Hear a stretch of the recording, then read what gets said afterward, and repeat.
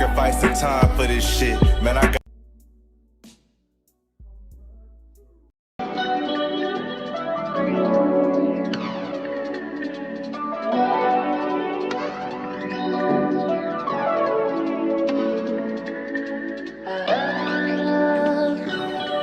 thinking about changing locations and shit. Man, into this motherfucking bag. Stand on the way, I made. Sacrificing time for this shit, man, I got a plan. Tried to tell niggas years ago, they ain't understand. Riding by myself and it's cool, I'm all in my head. Everything in life you can't replace, I build relationships. Pretty little smile make a nigga wanna lock it in. We met the same time I lost a friend, we should try again. You been on my mind, you should hop in. I ain't gon' hurt you, baby girl, you know we locked in. Used to be on FaceTime calls on the regular.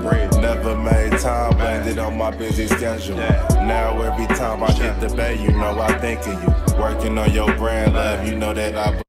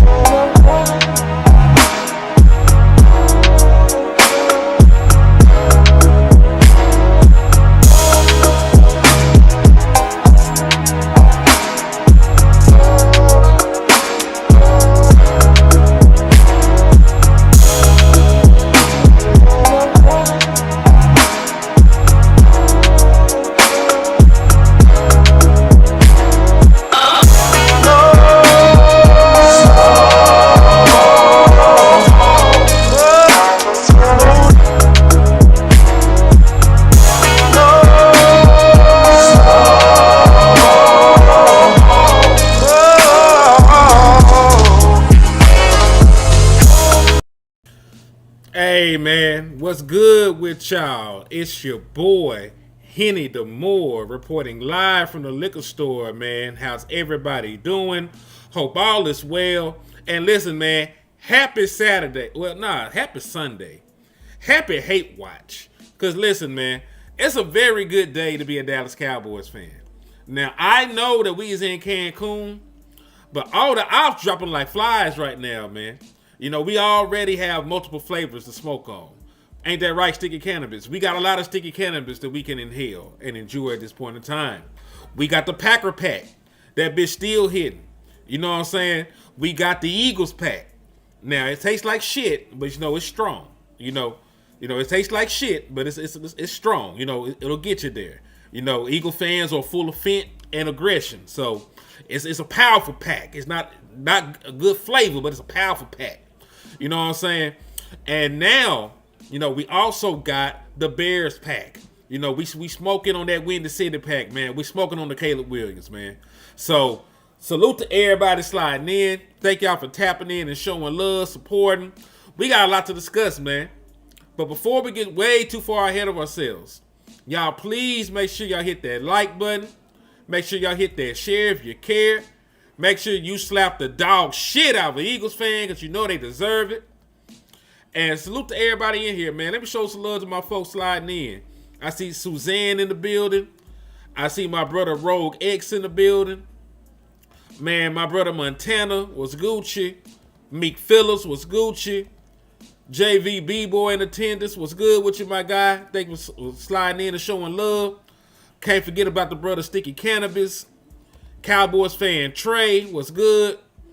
Who else in the building with us, man? Let's see. Everybody leave a comment, man. Leave a comment so I know that y'all in here with me, man. But we got a lot to discuss. And listen, like the Bears ain't nobody to us, honestly. You know, I just enjoy every time I get to see somebody join us in Cancun. You know, we playing the Cancun League right now. You know, we undefeated. We already beat the Packers and beat the Eagles and shit in the Cancun Bowl. You know what I'm saying? They owe us, you know, free drinks for the rest of the vacation. You know, and we'll beat the shit out of Caleb Williams and them too when they touch down on the beach. But we got some real deal Cowboy shit to discuss. Because there's a DC search going on right now. We got to figure out a way to fix our defense.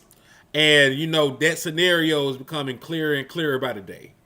You know, like some of our options are narrowing down, so to speak. You know what I'm saying? Like, and listen, there's also another candidate, you know, if they don't survive Monday morning, that we should also discuss.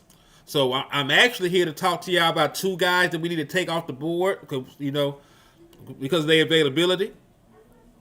I mean, yeah, they beat us, but like shit, that shit don't count, man. We out here playing with a preschool defense this year.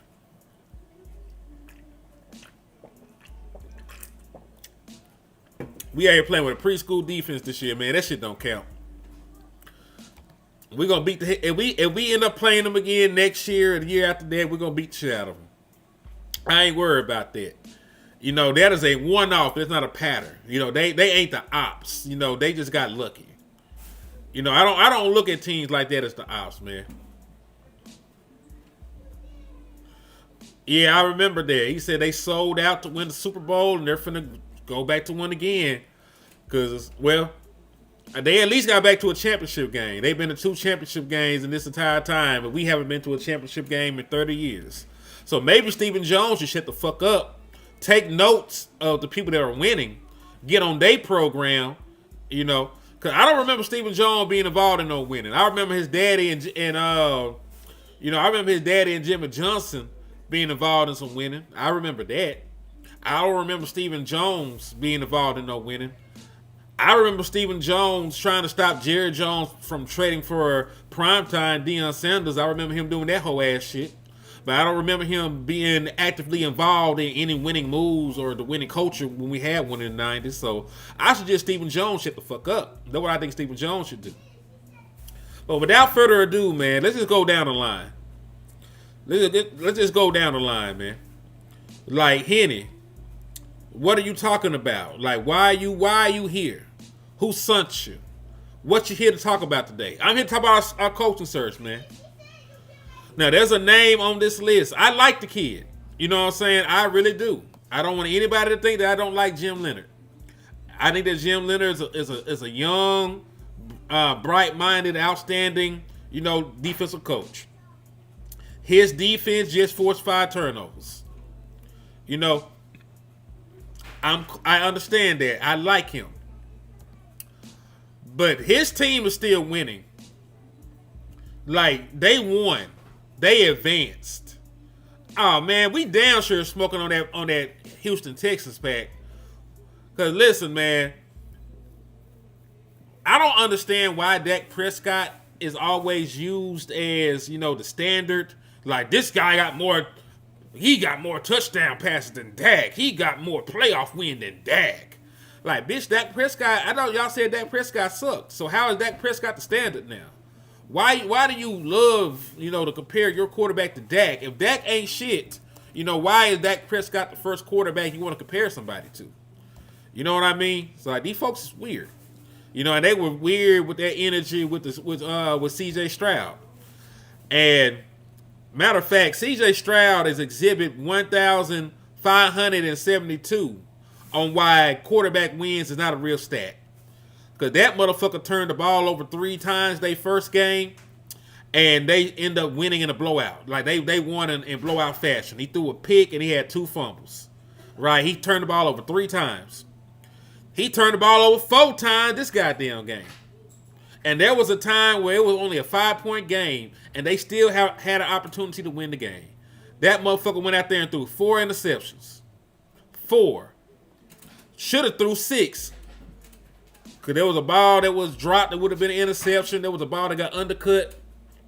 So, you know, the people that count quarterback wins, that crowd, the people that are uneducated and don't understand that it's a team sport, they cling to that, you know, because they're casuals. They don't understand. They don't understand. They look at the scoreboard and the box score, and that's the most they ever get from understanding football.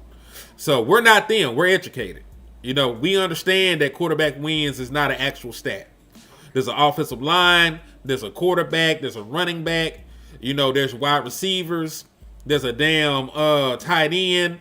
There's play calling. There's all kind of things that go into offensive football, defensive football. Like, that shit works hand in hand, man. And salute to my brother Prince in the building, man, with the Cash App. He said for a donation. Thank you for the love, man. And remember, if y'all want to donate to the channel and help keep the lights on, y'all can hit the Cash App. It's $ Henny the More. I'm going to put in at the top for donations. Boom. I'm going to pin that shit. But yeah, let's talk about the content though, man. Fuck all them quarterbacks. Fuck CJ Stroud. Fuck, Caleb Williams. Fuck all them quarterbacks. Fuck all them teams too. Fuck the Bears, fuck the Packers, fuck the Eagles. We talk about the Cowboys right now, man. Like, listen, none of them niggas winning championships this year. They've accomplished just as much as we have this season. Not a damn thing. So, and in order for us not to be back in this position next year, we got to get the defensive coordinator right. And I'm here to tell you, I'm not saying that Jim Leonhard is bad, right? Just to get into what we're going to talk about. I'm saying the Dallas Cowboys ain't got time to drag their knuckles, and wait for Jim Leonhard to finish. What if they go to the Super Bowl? What if they find a way, to go out there, compete and win the game? Let's say they upset Drake May, and the New England Patriots, right? Let's say they upset them boys.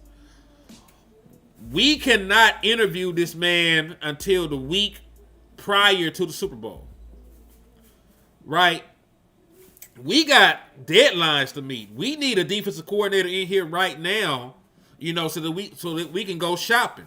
We got people to scout. We got to go down to the Senior Bowl. We got to go down, we got to go down to the Shrine Bowl. We got to get our big board together.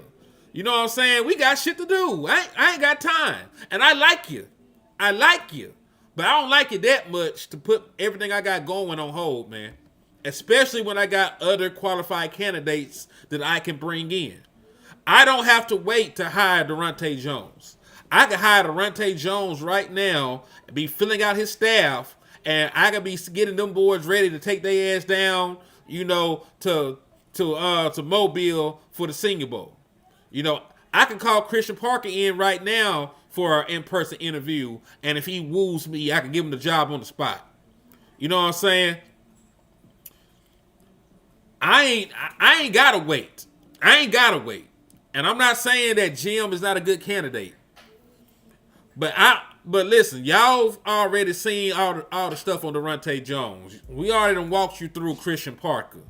We already talked about if they wanted to pursue Raheem Morris and why he would be a good candidate. You know what I'm saying? Like, we got other guys that we can bring in, and we would love for them to be the defensive coordinator for the Dallas Cowboys. If the Cowboys end up with Daronte Jones as their defensive coordinator, you should jump for joy. Right? He's super qualified.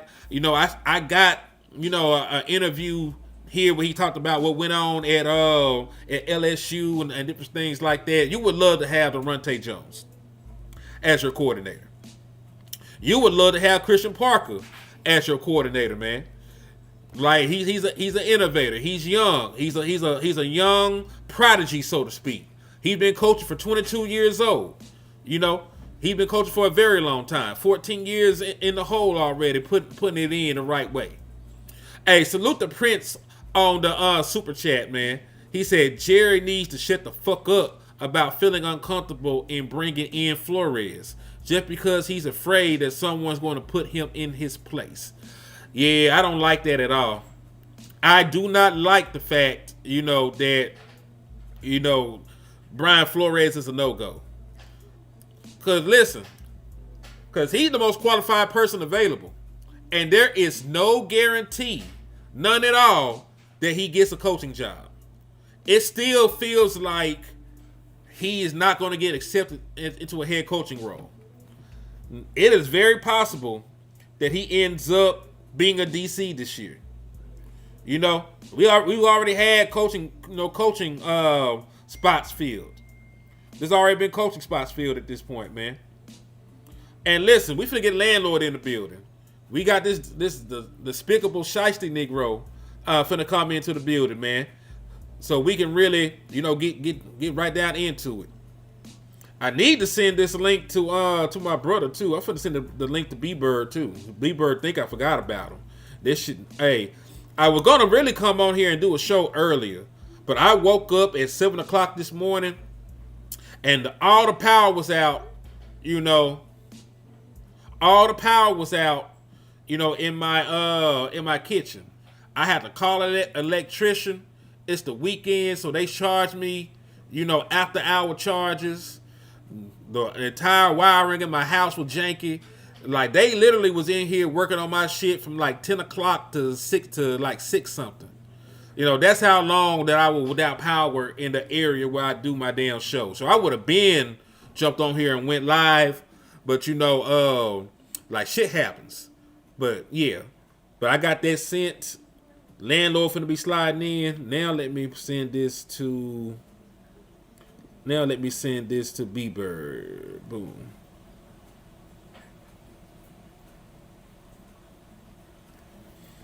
But yeah, man.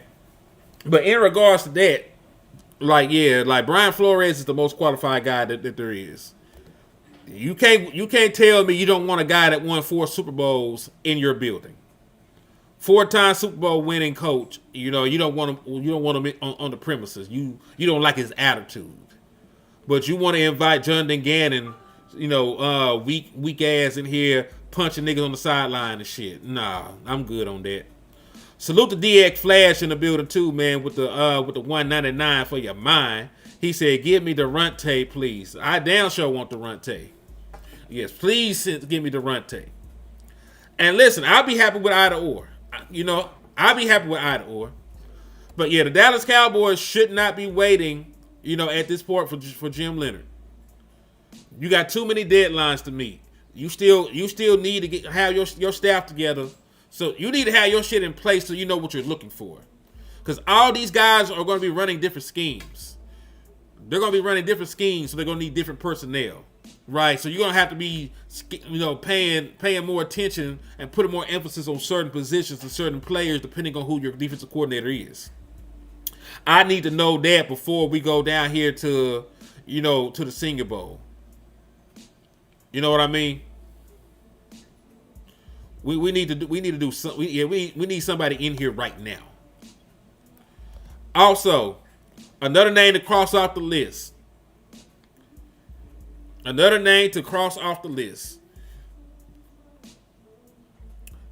Now, the Falcons have hired Kevin Stefanski. Stefanski is going to keep Jeff Ulbrich.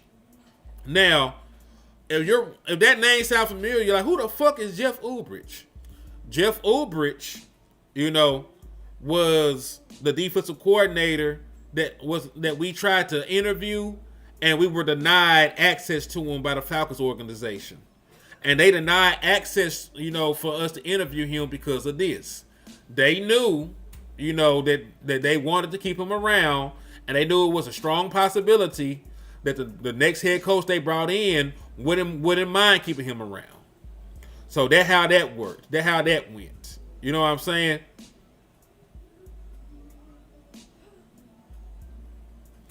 Oh shit, their landlord is right here. What's cracking, cuz? What's happening? Man, what you got going, brother? Shit, chilling, man. Just enjoyed that game. Yeah, it was a dope ass game. That was a I dope don't know what game. you tagged me with on Twitter for. You tried wasn't as fake as I thought it was, or what you trying to say? I'm just trying to show you a different angle. You tell me what you think. How you felt about it after you seen that angle?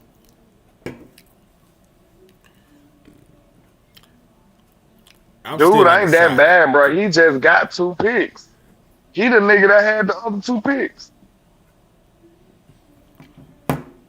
Now, see, when y'all hear me and landlord discussing, we are two Negroes that are into conspiracy theories.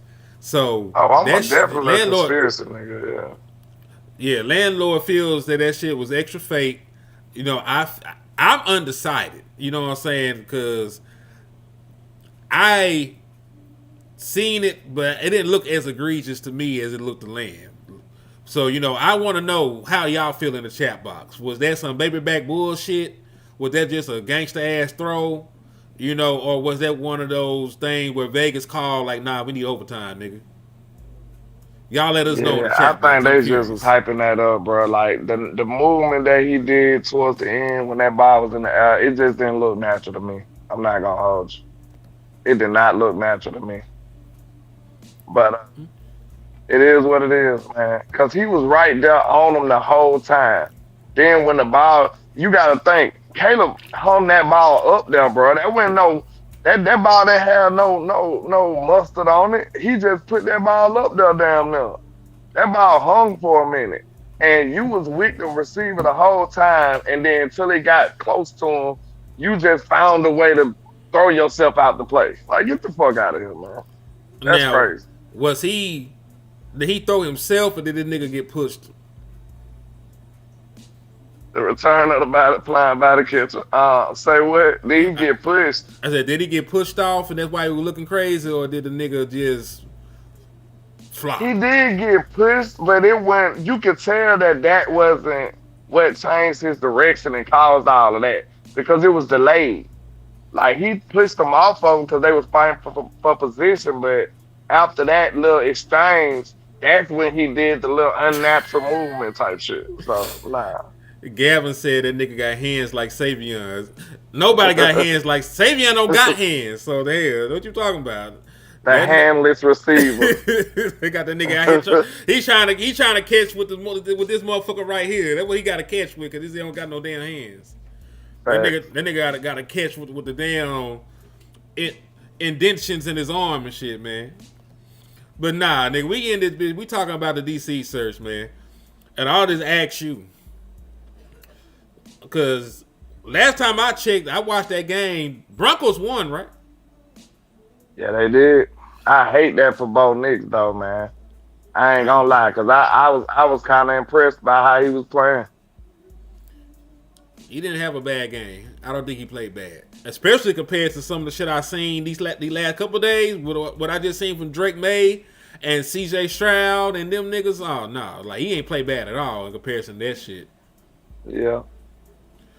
But the point I was going to make about them niggas still playing, Jim Leonhard can't interview until they lose, or the bye week, on the Super Bowl and shit. So, we can't really wait for this nigga, dog.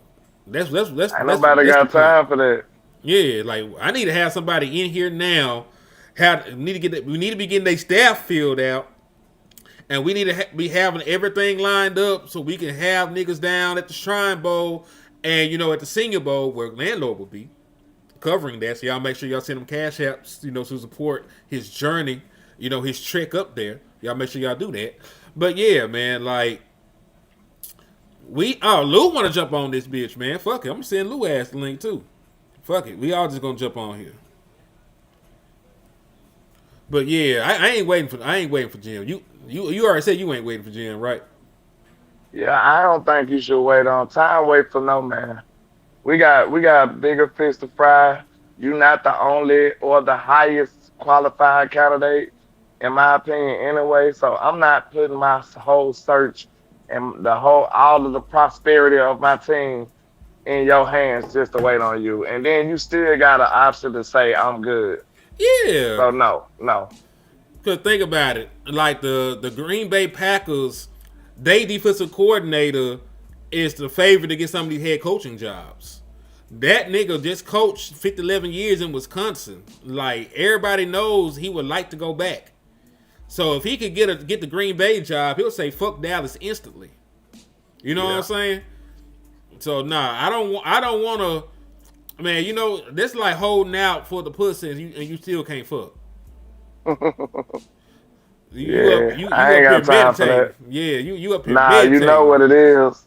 When you sit up chasing one and you messed up your guaranteed, so now you high and dry.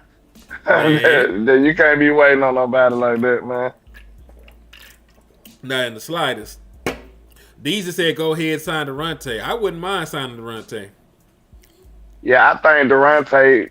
I think they sold me on Daronte now. I had a talk with boss. The stuff that he told me, I ain't gonna hold you. Like, I got the utmost respect for dude now. Mm-hmm. Cause talk about he was sleeping in his car and stuff just to coach. Say he turned down the opportunity to become a lawyer just to coach. Like he dead serious about this shit. And that's to me, That's a that's lifetime somebody movie. who is not finna fail. He not finna fail. He's gonna take this serious, bro. He's finna take this serious. He gonna make sure he capitalize on all his opportunities. Like I think I'm sold on him. Yeah, I like the Runte ass, man. I do. Then I seen him do that interview. Then it was involved, man. Like, oh, this a nigga. Like, yeah, yeah, yeah, Oh yeah, yeah. yeah, yeah. Yeah, I like that. They got a little juice, man. Got a little sauce to it. He said, "Man's the worst." LOL. What's good with you, Lou? What's good? Can you hear me? Yeah, I hear you perfectly fine, cuz. What's good? What's good, y'all, tonight? What's happening? Man, I can't even call it. We sitting here, we're talking about the landscape of the DC search, and it's obvious we can't wait for Jim Leonhard. We can't wait for somebody that got options. Parker was my first choice until I heard the story of Durante. I think that's some great character building right there. And I just feel like somebody like that, you try to figure out if people love the game or are they just doing a job. There's no question about that young man. He loves the game. Like he actually loves the sport. And when you love something, it ain't gonna be no limitations on how much passion, how much time, how much effort you put into it. Like it's not a measurement. You know what I'm saying? Like, when you doing a job, you like, nigga, when it turn 5 o'clock, I'm done. It's You know, over with. you know what I'm saying? I'm out of here. But when you love something, somebody will have to tap you on the shoulder and be like, hey, it's about time for you to take a break, sir. You know what I'm saying? Like, hey, you need to take a day off. You know what I'm saying? That's the difference between somebody loving what they do or somebody working a job. And I think he would be definitely the dude that comes in early and stays late. So yeah, sign me up. I think he the guy, man. I'm not gonna lie. What you think, Lou? Because I already know your answer. I know you ain't trying to wait for no damn Jim Leonhard. Shout out to Prince on the for the cash shop on my side. Salute, sir. Yeah, he also sent a super chat. Said, "Tell my On my brother side, on my end." He said, on your side. "Tell my brother landlord what up." G What's F happening? Jonathan Gannon get the Runte Jones. Hell Oh, yes, F we Gannon. need to stay Elf Gannon now at this point. Yeah, We Mm-hmm. ain't that's even a nice disrespectful, about it bro. no more. Hell Facts. no. Like, yeah, it's real disrespectful that they interviewing that man. It's people in my comment section that are like, oh, they just doing it, man. Fuck due diligence, man. Like, no, that's a horrible ass like guy in there. Like, he's not qualified for the job whatsoever.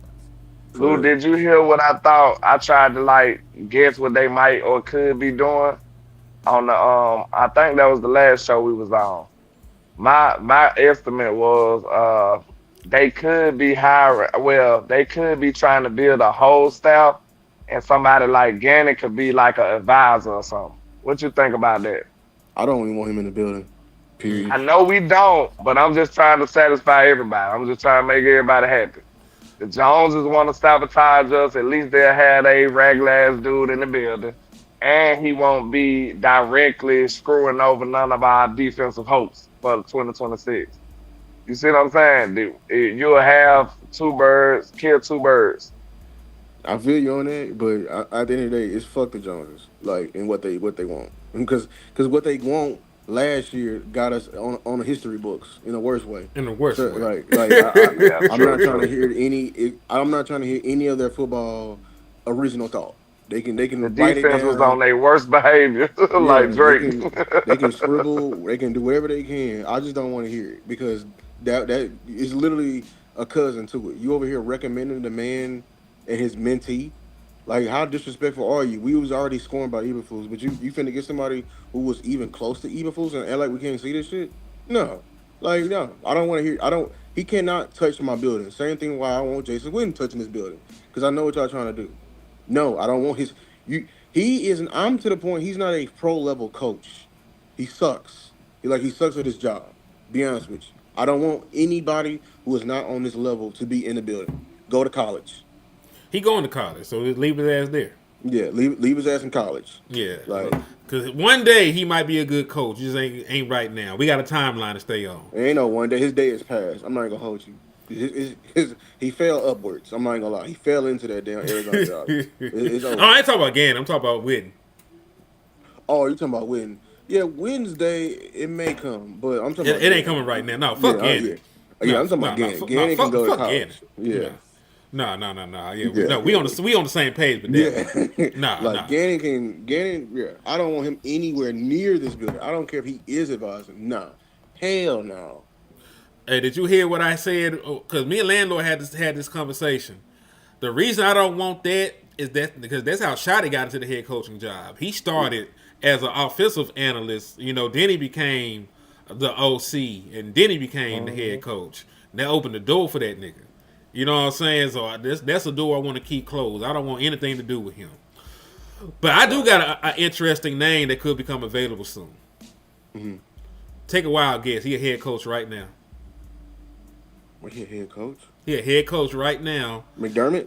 Oh my nigga, you so smart.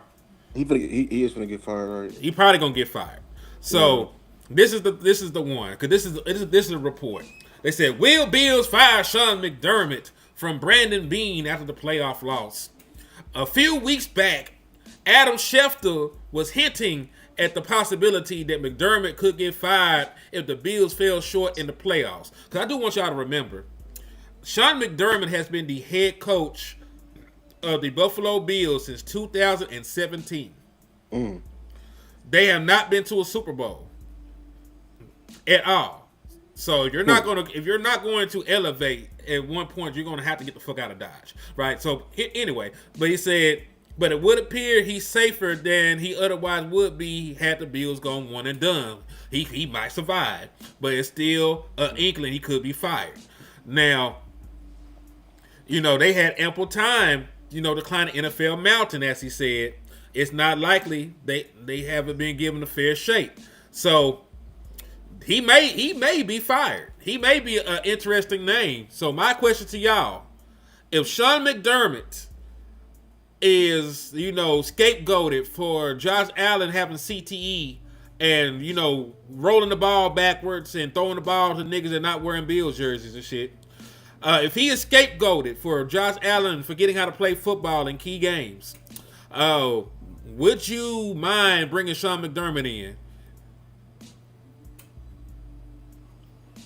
I would have to vet him on his team. Because his defense is they've been all right. They ain't been out of this world. They ain't been nothing you can stop. You feel me? And I know it's wise because they put all. I don't know. I can't say they put all their resources to the offenses because shit, they still ain't got no real number one. That's what I'm saying. They was throwing Brandon Cooks go balls and shit. They motherfuckers was desperate. So I'm gonna have to really dig deep on that. He gonna probably get with somebody if he's fired. One of these, I don't. I'm gonna be honest with you. I really think that they're not gonna fire him because they're too late in the head coach in the cycle. Yeah, in the cycle. Right now, everybody is pretty much, in the later stages of the dating. You know what I'm saying? We finna get some marriages soon. You know what I'm saying? That's just me. I don't think firing your guy without a clear plan and you got a quarterback Josh Allen and trying to find somebody that can elevate you, unless it's Mike Tomlin who you can guarantee. I don't know. I think you're playing with some rough waters right there. Yeah, it's damn sure risky. Anytime you get rid of your head coach, man, you put your team in disarray. But like I said, it's been a long ass time. They made it to 2 championship games. I will give them that. But you would have to think this is a black eye. No Patrick Mahomes in the postseason. No Joe Burrow. No Lamar Jackson. And you don't at least go to a championship game. You don't at least get to the championship game before you get bounced. It could happen. We'll know more Monday. I'm pretty sure. We'll know more Monday at that point. Lan, how would you feel about the prospect if Sean McDermott does get assassinated? how would you feel about bringing him in as the defensive coordinator? Well, I think it might be a decent option, especially over Gannon. Oh, So, you I know what I'm take Nick. saying? Listen, I would take you over Gannon. Yeah, and I'm an offensive guy, so Mm-hmm. we'll be playing offense on defense. But yeah, I think I'd take him over Gannon, and he might be the more experienced coach though out of the candidates. But I don't know about his style. Do his style match up? Is he a teacher? Is he even patient? I got a theory that once you become a head coach, you might not have time for all that shit no more. You know what I'm saying? You like, I ain't gotta impress everybody with my teaching. Like, I done already got to the top. Like, I'm stuck in my ways. Like, you gotta make sure he passionate about it. You know what I'm saying? So he might be bummed out that he gotta go back to being a DC and be on some Eberflus type shit. So nah, I don't know. I have to do my research and figure out is he a good fit far as the way far as his coaching style or whatever. Now, this is going to be very dated. I haven't looked into it a lot, but he got his start. He was the one that coordinated those Carolina defenses when Cam Newton was there. The ones that made the one that made it to the Super Bowl and shit. That's what he was known for, right? So from front seven, and this is a little article that they wrote when he first got hired there, and it just talked about his defense a little bit with Carolina. He said from front seven configuration to coverage philosophies to blitzing tendencies, the two schemes couldn't be more different. And over the past 6 years, McDermott's defense has been highly productive. Starting in 2011, his first as Panthers DC, Carolina's defense finished 32nd, 11th, 3rd, 15th, 2nd, and 10th in DVOA, Football Outsiders all-encompassing efficiency metric. In 2015 and 16, the Panthers were top 10 run defense, allowing 3.9 yards per carry in both seasons. A year ago, Carolina led the NFL with 24 interceptions. 2016, the Panthers tied with second in interception with 17 picks. So it's antiquated. You know what I'm saying? This was a long time ago. But from what I remember, this is a 4-3 under defense, 5-man front. He used to blitz a lot. I'm not sure if that's still his calling card since he's been the head coach in Buffalo. But he used to have an attacking defense. I don't know if that's the case anymore. I had to do my due diligence, crunch the numbers, and do all the other good shit. But it's worth thinking about. Especially if they're considering bringing in fucking Jonathan Gannon. Hold on, that's not right. If they're considering bringing in fucking Jonathan Gannon, if that move happens and he ends up on the streets, in the child line, that'd be a nigga worth, calling in. Maybe, yeah, like Leslie Frazier would be a good dude to call in too. Give Leslie Frazier some love and some kudos because he's doing some great things over there. He with Seattle right now, I think, as a defensive assistant. But yeah, I wouldn't mind. I'm not saying it's something that should jump the line over the other candidates or no shit. But I'm just saying if he get axed, he worth a look see. You know what I mean? I'm to the point. Can you hear me? Yeah, I can hear you fine, bro. Okay. It was lagging. All right, I'm to the point where we're in this process where we should be pretty locked in. This is why, like, I'm ready to know Jim. Like after this week, I really am because I need them to start acting with some urgency. And I don't want it to be reckless, but it's like, okay, we need me from wrong. Ain't there like the Reese's? What happened? He breaking up a little bit. Can you? Yeah, I can hear you now. I said, ain't the Reese's Senior Bowl like in a week or so? Boy, yeah. Matter of fact, Paneri owns it now, but it's on the 31st. So it's like 2 weeks away. And then the Shrine Bowl is on the 27th. So the Shrine Bowl is in 9 days because it's the 18th right now. The Shrine Bowl is in 9 days, and the Senior Bowl is in 13 days. We ain't got a lot of time, bro. We ain't got a lot of time at all to be waiting and courting niggas. You know what I'm saying? Like, see, like Luso, man, he finna drive up there right now, and make them niggas make a decision. Shout out to Cowboy Fan Trey on somebody's side. He hit somebody with a 199. He said Steven too, cause this his boy, I'm sure. F Gannon. Yeah, F Gannon and Steven too. All right, Lou, you there? Lan, you there? I gotta make sure niggas breathing in here. Yeah, I'm here. Already. Hold on real quick. Salute the Swab with the 10 piece. He said, salute fellas. Keep up the great work. Fuck the Eagles, man. All as always. Yeah, fuck the Eagles, man. Hold on. I got Lou back in here. Say, hey, can you hear me, nigga? Yeah, I can hear you now. Alright, cool. But what were you finna say? Yeah, I was just saying like, yeah, I'm not trying to wait on really or add any new names because like, bro, like the Senior Bowl and everything like that is coming up very soon. Like, I kind of need the Cowboys to move with some wise urgency right now. You know what I'm saying? And lock this guy in so we can start planning out personnel moves. Yeah, that's exactly what I said when we started the show. Like you Somebody can't. just got a $10 super. Oh, okay. Go ahead. Yeah, we read it. Yeah, that's exactly what I said to start the show. Like Jim Leonhard is not somebody you need to be sitting here waiting for.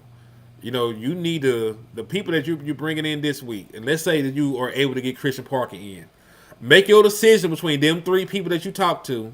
You know, really them two people. It need to be between Daronte and Christian Parker. Them the two niggas you need to make I the thought decision he between. already did his. Christian did a virtual one. He ain't did it in person. Remember doing 2 rounds? So they blew him away. They said he blew them away off his interview. So that was digital. He It was probably finna digital. sweep them off their feet when he got them in person then. Boy, he gonna make them propose. Like, hell So no. that's what I'm saying. Like the way that report sounded, like they was ecstatic about what he brought to the table, and that wasn't even in person. It So wasn't we even gonna in see. person. They just now starting in-person interviews this week. You know, that's why, you know, Daronte, he interviewed yesterday, and they said that they were super impressed with him, and they love what they seen from Daronte, and they made sure to leak that. Remember, we didn't have to get details about how the interview went. They went out their way to let y'all know the interview went well. I want y'all to know that shit. They went out their way to Niggas let be you know. thinking just, oh, And then Azteca said, HTM, Lou Landlord, what do you think of these free agent cornerbacks in 2026? Tariq Woolen, Jeff Okuda, Nick McLeod, Darrell Baker, Joshua Williams. I like Tariq Woolen and Jeff Okuda. I think, Land, who you like out this list? huh? Who you like out this list of cornerbacks he just mentioned? I like Tariq and Okuda. I know he been struggling though lately, but Tariq could probably be the first guy I'll take. Lou, But gotta watch their film though to be sure. to be You fair, know, I yes. ain't watched all them niggas.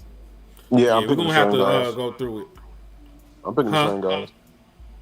The same guys? Okay. Yeah, Tariq Woolen and Jeff Okuda. Okuda. Yeah. And you know, I got another dude. You know, his name not on here, but Eric Stokes. I fuck with Eric Stokes from From the from Raiders. from the Raiders. I think we looked at him too. Yeah. Was a first round pick from Green Bay. Only gave up a singular touchdown and about 300 something yards last year as their primary corner. So something like that we could work with. You know what I'm saying? Mm-hmm. But those some guys I would get. Did But you hear what the way? Go ahead. Nah, go ahead. I was just about to say. I like what I heard about Daronte. The way Boss was putting it, he was saying basically he got a policy like the way he run his defense. If anybody late, everybody get blamed. I Damn. like that. I like that though, because guess what? It represents what happened on the field. It's That's true. what it represents. Because if one nigga offside, it screw up the whole team. If one dude do a pass interference, everybody getting in trouble. You see what I'm saying? That's the type of mentality that he brought with his coaching. So if one dude be late, everybody got to run. Like real talk. And then that make everybody hold him accountable. Like, hey, bro, you gotta get on your shit. You got us running extra miles and stuff like that because you ain't doing your job. So that's gonna make people hold each other accountable. That's gonna make people band together closely. I love that. I ain't gonna lie. Like that thought process kind of what sold me on Daronte. Like I said, oh, that's gonna make sure they together and they communicate and they close knit group. Real talk. I think that's perfect. I damn sure agree. Lou? Oh yeah, y'all know how I feel about Daronte. That's my number one right now. I don't think he's even close. And that I mean when I listened to that whole interview like 2-3 times, man. Like cried. I ain't never like I legit like cried because I ain't never heard somebody like that committed to like football like that. Like Boston, he told me he forgot to mention it, but like when he moved to LA, first of all, like he was hinting at all the shit he was going through. They had him as the cornerback coach at UCLA, but they was paying him GA money. Like people didn't even realize that. That's some fucked up shit right there. You know what I'm saying? They don't get shit, do they? No, but I'm saying he was the cornerbacks coach, but he was getting paid GA money. He was making $1,000 a week. You know what I'm saying? And in order for him to work, he said he sold everything in his house, all his furniture and everything from Maryland, in order for him to survive that year. You know what I'm saying? Like I've never heard somebody like, bruh, I've never heard somebody love the game this much. Like they go homeless multiple times. Like you know what I'm saying? Him doing that. Did you hear how I described the love versus the job, Lou? How you feel about that? Like I said, when it's your job, you'll clock out right when it's time to go. Like, you know what I'm saying? But when you love it, somebody got to tap you on the shoulder like, hey, bro, it's about time for you to take a break. Like, you've been working all day. Hit the showers, man. Hit the showers. Yeah, you need to relax, nigga. I think if it's just a job to you, you're going to do what's required, and that might be it. You know what I'm saying? Some people might go over and beyond because they want to advance or just be successful, but I still don't think it's comparable when it comes to something that you actually truly love or opposed to like just a job. Yeah, or like somebody loving a dream. I ain't never seen somebody that committed to a dream. Like, you know what I'm saying? Like, I don't, you know what I'm saying? That's crazy. Like, he really was doing like everything he possibly could to like keep the dream alive of coaching football, just cause. And then even so, like, when you talking about a job versus clocking in, clocking out, he said when he was at Hawaii, he received like 3 big job opportunities: Syracuse, Wake Forest, and there was another school. You know what I'm saying? And I think he said it was DC. He could have left, but he stayed right there with them guys because he felt like he had a good situation going. He was impacting people. You know what I'm saying? Before he moved on. So yeah, like, I mean, this is somebody who just not moving like every other coach. Like we could really stand to have somebody like that on our team. I ain't gonna hold you.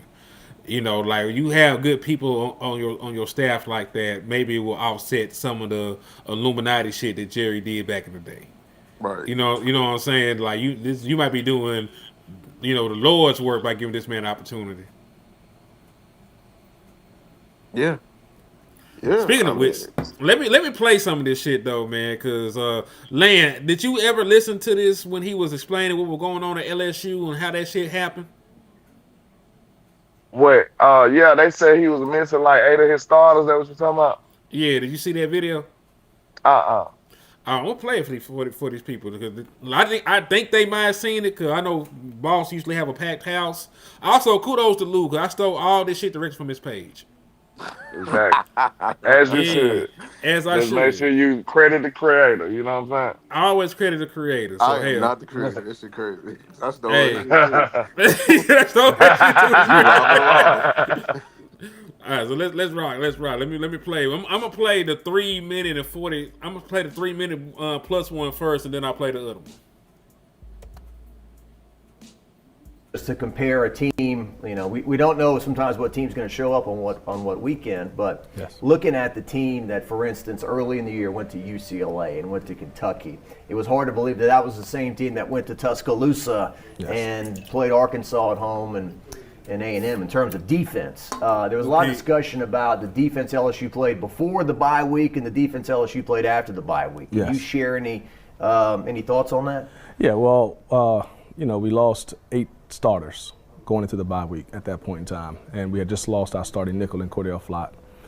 And what we had left were guys that hadn't played much, and we had to try to utilize the talent that we had, that was available to us. And so, we looked at it and we thought a third linebacker on the field was probably better than the next nickel option at that time, and that was Mike Jones. And, we were trying to find a role for Mike Jones throughout the year. And, Mike Jones, to his credit, went back to the position, and the reason why he transferred from Clemson. He transferred from Clemson. He wanted to play an inside linebacker, but they had him as a Sam. Well, when Cordell went down, we had to move. We had to find another Sam or some type of body type to be out there in the perimeter, and it was Mike Jones. And so because of that, it allowed us to do some different things in the front. It allowed us to play more stout in the front. Some would say it was a 3-4, but it wasn't a 3-4. It's just numbers. We still had the same personnel up front that we had. Mm-hmm. We just changed the front a little bit and adjusted and aligned them differently. And then we were able to do some more pressures. And we wanted to show Alabama some things that we had not shown all year, much like the Mississippi State game where we dropped 8. Yeah. Something that we hadn't shown all year. And it was just, we had the bye week to do it. It gave us an opportunity. And so from that, we just built on that for the rest of the season. Yeah, it's real simplistic, but it just seemed the overall opinion was, well, they sure are blitzing a lot more now than they did early in the year. And that was, if you're thinking about it, right, and you were like, okay, well, you have Ali Gay, Andre Anthony, B.J. Ojulari, those guys in terms of rushing the passer. So there were some things that we thought that we probably only needed to rush for. But then when those guys started to go down, then you got Stingley and Ricks that you're counting on to lock it down. And out on the air, you have Stingley, Ricks. So you coming into it, you're like, okay, I have those 4 guys. You have Glenn, you have Neil up front. You have J. Roy. Then you on the outside, you have Ricks, you have Stingley, Cordell Flott, Jay Ward just moved to safety. So now you're feeling pretty good about the personnel, and then just guys just learning the system and being comfortable in the system. And then it just one after one just started going down. Mm-hmm. And so then you have to adjust, because at that point in time, before the bye week, we still had, technically we lost Sting, we had lost Elias, but we still had Cordell, and Cordell had started to play corner, nickel, and safety for us. Mm-hmm. But then when he went down, that was a major piece to our puzzle, especially to play our nickel package. Yeah, it was staggering the number of guys who went down. Yes. And Andre Anthony, for example, he's been patient and scoops up the fumble and runs it in for a touchdown. I felt so bad for Andre. He's just a great guy. He's a great guy. You're cheering for him. I just ran into him the other day, and he's recovering pretty well. So I'm excited about his future. Yeah, and he sticks around. You guys are going through warm-ups and games and whatnot, and obviously he can't play, but he's out there, trying to help out. Exactly. Be a good teammate. Yeah. All right, let me get this shit pulled back up to the main screen. So yeah, man, and what I really liked from listening to him talk right there, it's not just how he handled the injuries. That's part of it. You know what I'm saying? When you go through football, how you handle injuries is going to be paramount. It's a physical sport. Guys goes down. You got to have a plan. I like that he talked about being multiple. He didn't use that word, but when you use context clues, like, yeah, man, just like the week before, we dropped 8. They ain't never seen that shit from us before all year. Just like he's talked about bringing different exotic blitzes because they weren't expecting it. That sounded like he had good self-scouting going on over there because he knew what his tendencies were, and it seemed like what he was describing breaking them on purpose, to give them a schematical advantage. So I liked, what I heard in that interview, and really, I also liked that they cleared up why the LSU defense was so bad that year. If you're missing 8 superstar kind of players, a lot of the guys that he talked about they were missing, they play in the NFL right now. All of them was gangsters he mentioned, most of them. Especially he said Stingley. He said Ojulari, didn't he say him? He said a couple of more folks that was Cordell Flott. NFL players. Yeah. He picked up. Remember, Cordell Flott was the one that picked off Dak this year in Dallas in the first Giants game. He lost all his gangster sound like. Right. Yeah. If you lose 8 starters, I don't even care if they high level starters or not. Like you're not gonna have a good defense after that. No, I don't reckon you would, man. Yeah, But- and like he talking about the biggest flex he has when he said at Bowie State. I mean, a freshman, like 9 freshmen he was starting, and they got like they was 32, and then like sophomore year their defense they got into the top 16, and then by that junior year all 9 of them starters he had out of the 11, they led in all 7 categories in terms of top defense, and then he left. And then for their senior year, they were so good and they knew the system was so good, they taught the new DC the fucking scheme, which is insane. That you know what I'm saying? That's a great teacher right there. That you can teach the new DC because they didn't want to change schemes. That's crazy. Yeah, that's some crazy shit. All right, so let's play part. Hold on, did somebody else did something said? Nah, I'm tripping. All right, let's play part 2 to that. Because I like I like hearing Cuz talk football. You know what I'm saying? Like I know it's not a huge sample size, but you know I feel like I'm understanding him a little bit more. You know, just from hearing him talk football and his backstory and shit. Like hearing him talk has been winning me over. Because I ain't gonna hold you. You know, Be careful, nigga. What you mean? Be careful. Don't let the talking ass nigga get you again, man. You talk about because that's how Shotty got my ass too. That's how Shotty got everybody. Shotty took over the world like Pinky in the Brain with the talking, boy. Man, He got him. He got everybody. What's funny as hell is boss called this nigga the Black Shotty. You see what I'm saying? He got everybody. You good talking ass dude though. All right, I'm not excluded either. So I'm not just saying y'all. That nigga, he got me before he even got y'all, nigga. I been got. He been won me over. So I had to overcompensate and get back to neutral. Like, no, nigga, I'm fighting it. Nah. He say everything he say is right. Like, what you want to hear? Man, let's get boss on here. Like, listen, I got links floating around right now. I'm trying to see if brother B Bird were gonna come on here. Oh, boss in his. I'm finna Tell B Bird if he don't do a show with us within the next week, I'm gonna have him report his channel because that's what he do. He gonna snitch on me. He said he gonna get his man to snitch on. Okay, hey, he B Bird actually hit me back. He gotta go to work in the morning, so I ain't mad at that. Oh hell, Okay, they got a black man working on Martin Luther King Oh Day? no, yeah. Hey, we telling just because of that. You okay then? Hell no, hold on, man. That is Cardinal Sin. You know, it's two. It's King Day. I know B Bird finna get that double time and a half, boy. That's that double time and a half life right there. B Bird tell him you got 2 black holidays. You got MLK Day and you got Juneteenth. I sent it to you in your DMs too, boss. Hey, salute to the core Owens, man. He said, did y'all notice they didn't mention Al Harris' name not one time during the Bears Rams? But his secondary was strapping. Man, his secondary was hooping. It's not his fault that Caleb Williams was throwing the ball to the wrong team, man. It's not his fault that Caleb Williams was throwing the ball to the wrong team. His secondary came to play, man. Kudos to Al Harris, dog. It's actually disrespectful. Because y'all remember that hit piece they put out here, the 3 or 5 DCs to avoid. They had his ass in there, huh? They had him in there, but they had Gannon ass in there too. So shit, if Gannon can get an interview, why the fuck Al can't get an interview? That's diabolical. It's diabolical. But brother Boss, how you doing today, man? Oh, what's up, man? I'm already in here, bro. Damn, that was fast. Yeah. What's going on, man?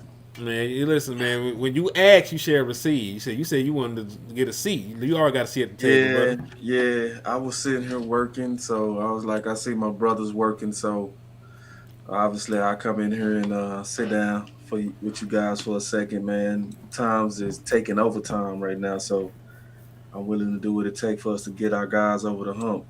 I think I heard Landlord Sneak dissing Brian Schottenheimer, man. What you doing, bro? Shit, that's what I do, nigga. You You know, still on I that, got a though? PhD in that. You still I got a sneak this PhD. on me, dog? You saying That's it's what they sneaky, hired dog? me for. They hired me. Why I you ain't want to tell y'all. on me, dog? What you want me to do to you, dog? But now, boss, I got a bone to pick with you. Cause Oh, man. you already said you was an ex-salesman. You just sold me on Daronte. I don't like that shit. I'm gonna have to fight back. I Yeah, don't know. yeah, I'm gonna yeah. find something I don't like about him. You ain't gonna sell me. Nah, I don't like it. I am gonna sell Nope. you, man. That's my job. See, Nah. this is the thing. When you a true That nigga a professional, master salesman. no, listen, man. Nah. No, for real. When you're a professional salesperson, it's not about tricking anybody. It's about getting them to see what they need. You know what I'm saying? And when you Yeah, you can, know you a deceiver. You know what I'm saying? Cause look, no, I ain't even people, bought it people yet, tell and he people, said this is what you need. You know what no. I'm Seriously, saying?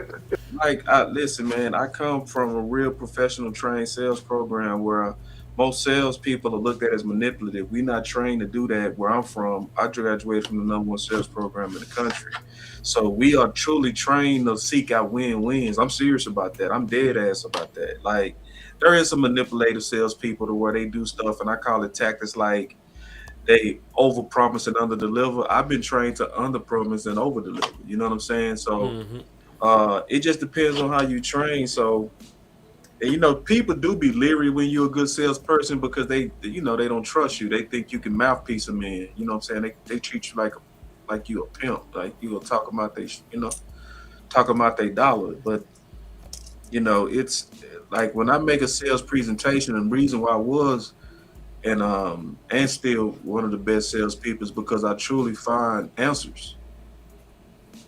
And so my question to you is, you can pay for this two ways, check or credit card. Which one you prefer? He said, check. Very crazy. Which one you prefer? Either one is a sale for me. Mm-mm. I ain't gonna lie though. I'm with Daronte the most right now. He just took it over, but I wouldn't be mad at Christian Parker either. I Yeah, ain't gonna I hurt. got some videos coming out on Christian Parker, man. I would just because I'm still doing my homework on all these guys, man. And we right here at the end. I got a video dropping in the morning, like calling it the final push. Um, and I looked at Parker, and there was some things that was kind of cool and impressive. It was cool to watch him talking shit to AJ Brown and going right at him. You know what I mean? Mhm.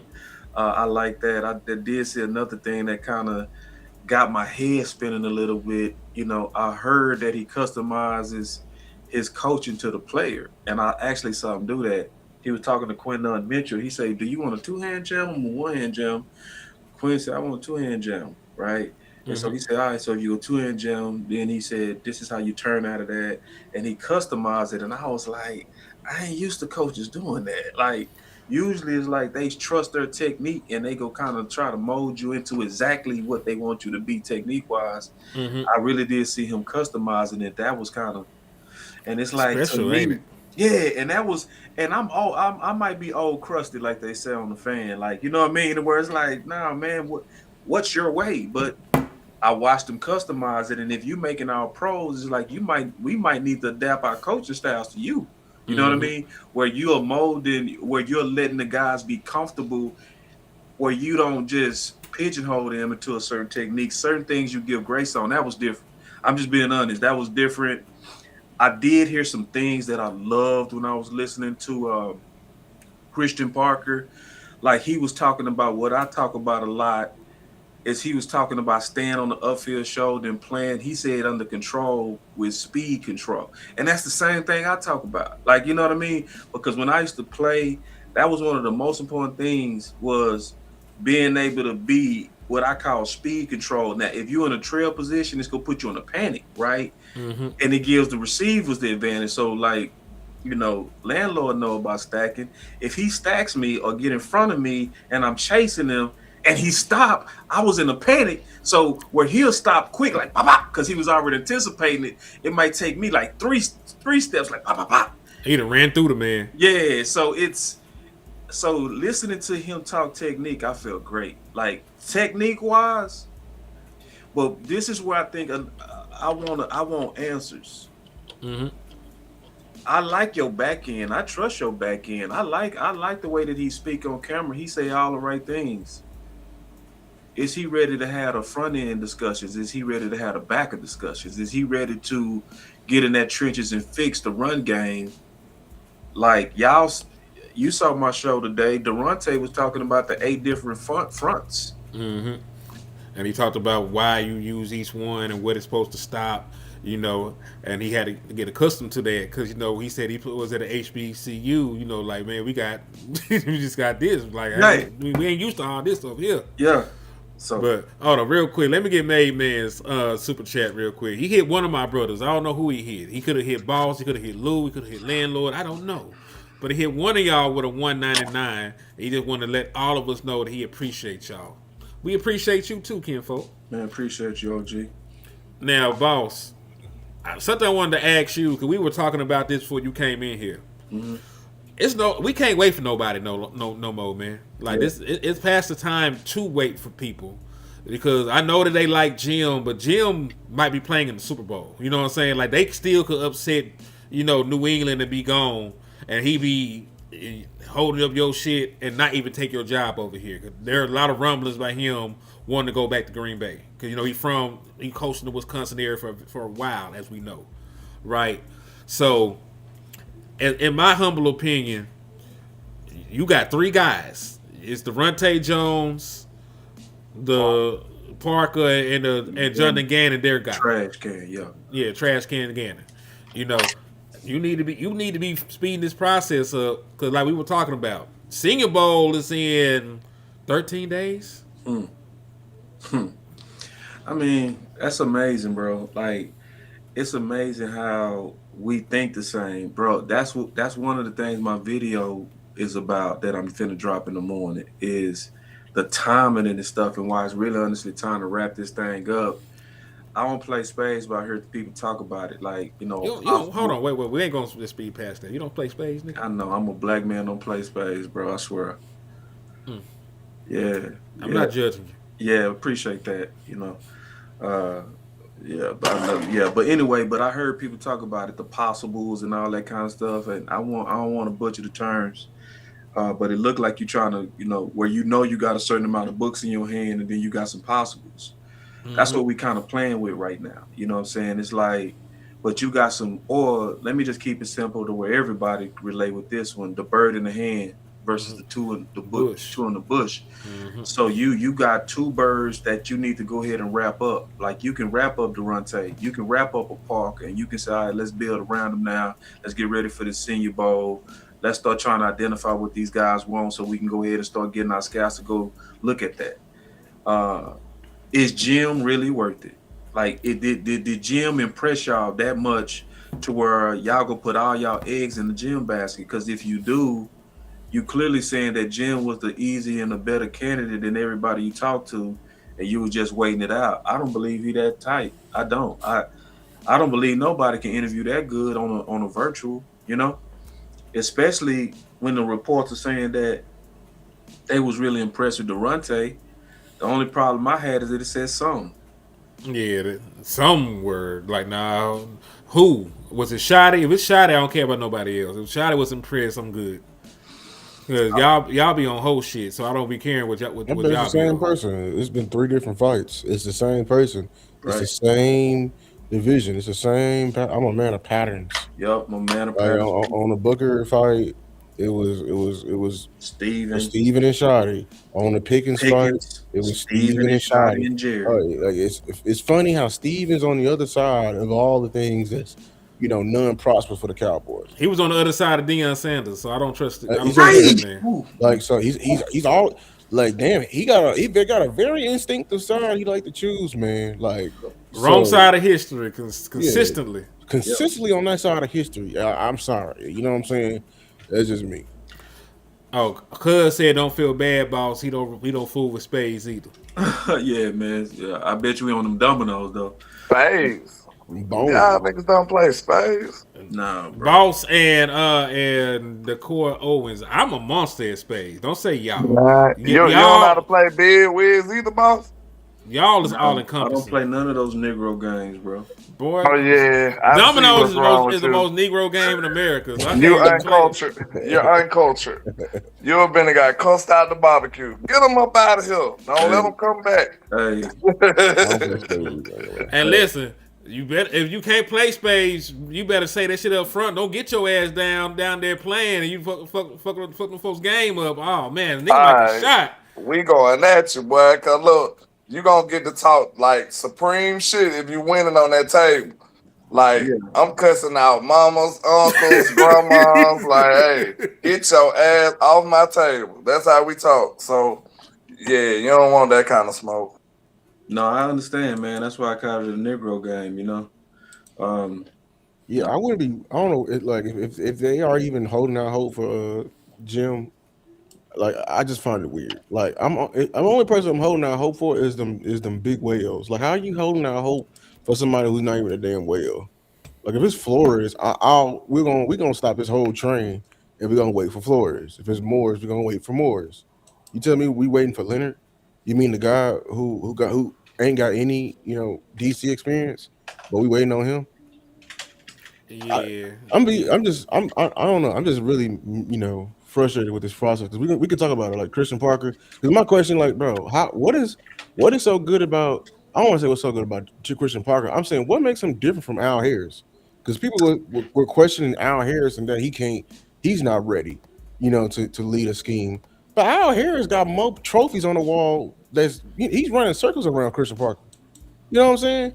And he's been doing a lot longer, but he's not ready. I just like I don't know where does contradiction. I smell a very eerie feeling. Lou, can we just say what it is, man? Can we just say what it is? They don't like the nigga. You can't make them like Al Harris. They don't like Al Harris. So if you don't like Al Harris, I don't want to hear you say anything about Christian Parker. By definition. No, they don't like him on a personal level. They like his skill set. They like him as a coach. They do not like him personally. And when you do not like somebody personally, you do not want them to eat with you. Like bringing him back would mean you would be paying somebody that you do not like that. So that's why they're out here getting guys with similar skill sets. You know what I'm saying? That's how they rock it, how they coming. Very familiar. All the people they don't like. I guess they don't like Flores. I heard, or he don't fit. I don't know. But we like Gannon. We don't like all these other people, but we like Gannon. And it's still upsetting because especially when you know the story of what happened with Daronte. Like Daronte told a story that when he was coaching, one of the receiver coaches and him wasn't talking. And it wasn't. But I told everybody that's natural. That happens. You know what I mean? They didn't talk to after the season because Daronte's squad was getting with his receivers. But at the end of the season, they got cool. And guess who was the person that helped him get one of his first jobs? The same dude. Mm-hmm. That points to Shoddy, man. It's like, Shoddy, if you mad at Al Harris, you know what I mean, because y'all was likely on different sides of the ball, and that does happen. Coaches get to talking shit too. Like, I'm going to post a clip, obviously, where Christian Parker talking shit. You know what I'm saying? Like, if you I can show you Christian Parker talking to A.J. Brown, right? Talking shit to him, right? If I'm the receiver coach, I ain't going to piss you off. Man, get off my guy, bro. That's my guy. Go get your ass over there with your DBs. That shit happens. But it's like when it comes to the bigger picture, West Coast, I know I tell you because he coaching. He coaching with his sons and stuff like that. I guarantee they be getting into it out there on the different sides of facets. You know what I mean? It happens. It's like we get some things you got to know how to let go for the bigger picture. It's like, yes, I would forgive Al Harris and all the sins and all our fights based on the assets that he bring. And it just showed we childish. Mm-hmm. Yeah, well, that's how they rocking. That's how they moving. You know what I'm saying? And that's why you got somebody like Christian Parker in here. Like, who's a good coach in his own right. You know what I'm saying? Made two All-Pros simultaneously. Mm-hmm. They still very young. But, there is a good point that Star pointed out. Shout out to Star. it is more impressive that Al Harris turned, DeRon Bland, 5th round pick into an All-Pro, than it is, Christian Parker turning top 10 and top 20 and top 40 picks into All-Pros. Great point. And then let's not leave out that Nashawn Wright had more interceptions and more than the All-Pro. So y'all got the All-Pro by title. Al Harris got the All-Pro by production. Mm-hmm. And to your point again, with a 3rd rounder with Nashawn Wright, and they said he was a reach. They said he was a reach. Yep. So, yeah, man, the Al Harris resume is better. I mean, yeah, but Christian Parker is good. But to lose point, it's the hypocrisy of judgments that get on your nerves. It's that when it's Al Harris, we don't want him, we don't like him, we're not gonna push for him. But I like Christian Park. They're like, Ross, I hate y'all, bro. It's like, when we gonna be consistent in our judgments, bro? There's no consistency, on how we grade cats and grade coaches, or grade players. It's like we show grace to a guy over here, and then over here we knocking them down. It's like, I just want us to get out of this pet cat mentality where we develop this pet cat like we do in the draft, and now all of a sudden we can't see no wrong with them, and then everybody else that you try to make a case for, you just super nitpicking their ass, just aggravating. Yeah, when you make predetermined decisions, shit like that happen. Wes, can you hear us, man? Yeah, I can hear you. All right, man. You just came in. We up here talking about the DC search and shit, man. And we were particularly talking about why they haven't even reached out to Al Harris and shit. Because he's one of the most qualified guys, out there. And of course, they can do it now, because his team just got eliminated. They could do it in person right now with him. But what you think? Why the reason why they ain't reached out to Al Harris? The beef. I mean, keep it 100. The reason why they not reaching out to him is probably the reason why they didn't reach out to him the first time. The reason. I mean, I was already here.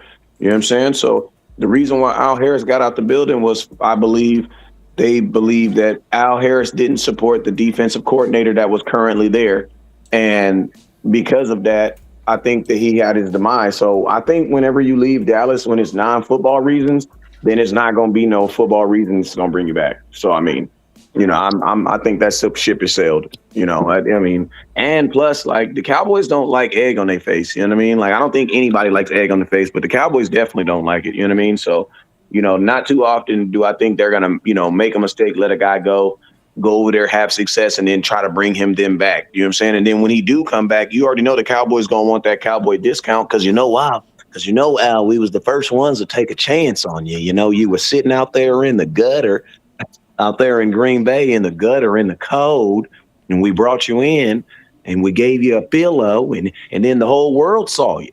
And now you're all famous, and now you want to charge us more money. You know what I'm saying? That's Jerry Jones, bro. That's Jerry Jones, bro. So he'll never get the value that he wants in Dallas. So, and to be honest with you, I personally don't want anybody that has dreams of being anything more than a defensive coordinator for the next 5 years. You know what I'm saying? Because we need the same defensive coordinator for the next 5 years. So, I'm not saying we need someone that's going to sacrifice their future for us, but I need someone that's just willing to be faithful to us for the next 5 years so we can develop players and do what we got to do. You know what I'm saying? Or else we just going to be in the same boat. You know what I'm saying? Getting a defensive coordinator that wants to be a head coach, guess what? He's going to have every opportunity because, this is the whole thing about the Cowboys defense is we're really not the worst defense in ever in football. Because we have good players. So if you get a good defensive coordinator, it's probably only going to take him about a year and a half to get the defense back cracking. And then guess what? When the defense get back cracking, all that is shown on all these primetime games, and now that defensive coordinator is the top name for a head coaching job. So now you back in this exact same struggle a year and a half from now. You know what I'm saying? So it's we don't need the big name because we need the longevity that comes with someone that's going to be here. You know what I'm saying? So right now, I think go get somebody in college. that not necessarily needs to prove themselves, but our defense, we don't need a guru. I don't even think our defense is so bad where we need the best guy available right now because we have good players. And to be honest with you, a lot of our reason why our defense, I say we got good players, but then I'm about to contradict myself when I say this.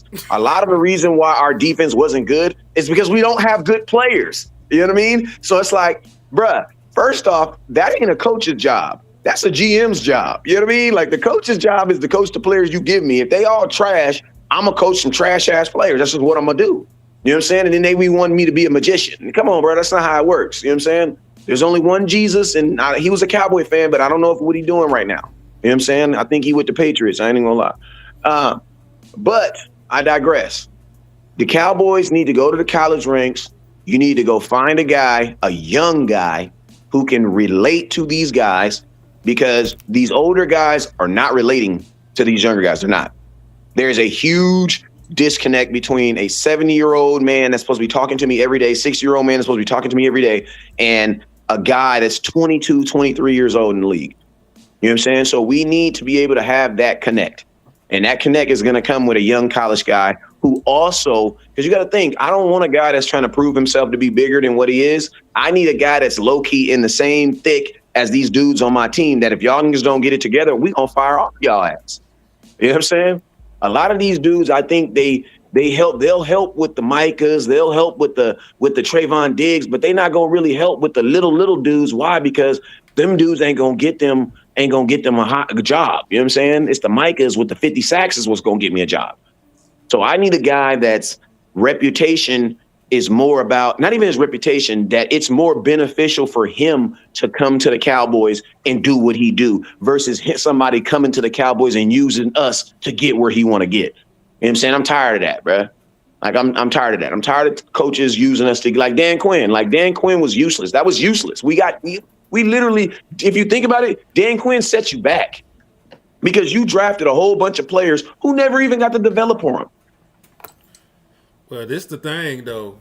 Like, with the way that the modern NFL is, guys aren't staying 5 years no more. Right. That's Like, why that's why you got to put and that's why I said you got to go to, that's why I'm not even looking for NFL guys right now. I'm going to the college.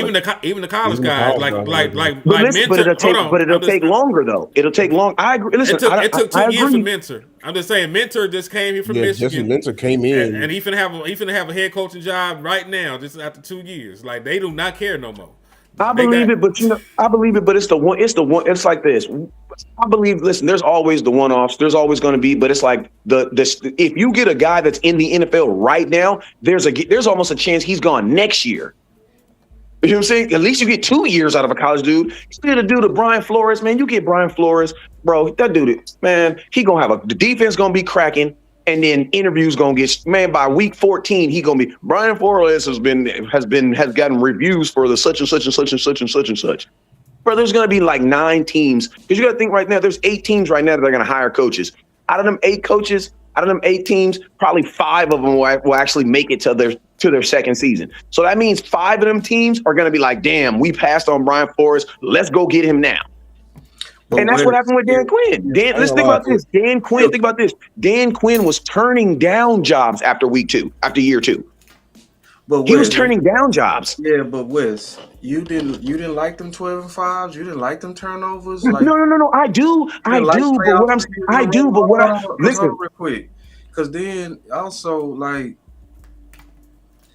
and then Flores, not a head coach after what he did with Minnesota, he blackballed my brother. He might not ever get a head coaching job. Yeah, he blackballed. That means he gonna likely be with us for the whole duration of his contract. You can't be more hotter than he is resume wise. So if he come over as DC, I don't know why we assume like just that he go now be hot. You can't be hotter than what you know.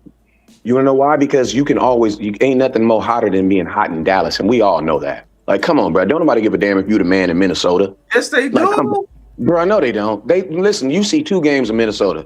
What you do in Dallas is like 3 times. Like, we're not even going to try to say TV power is the same in hold on. Minnesota. And It's Wes, not. And think about this. Think about this. That's part of the reason why I'm he's. not turning down being great right now because I just want somebody long term, bro. Like. Oh yeah, I'll take him. Because we got a short window with Dak, bro. If we can get like the best now, you get him, and like you know, I ain't worried about 2027 and 2026. Like let's get 2026 popping, and when you can get the best, and then it's the other part.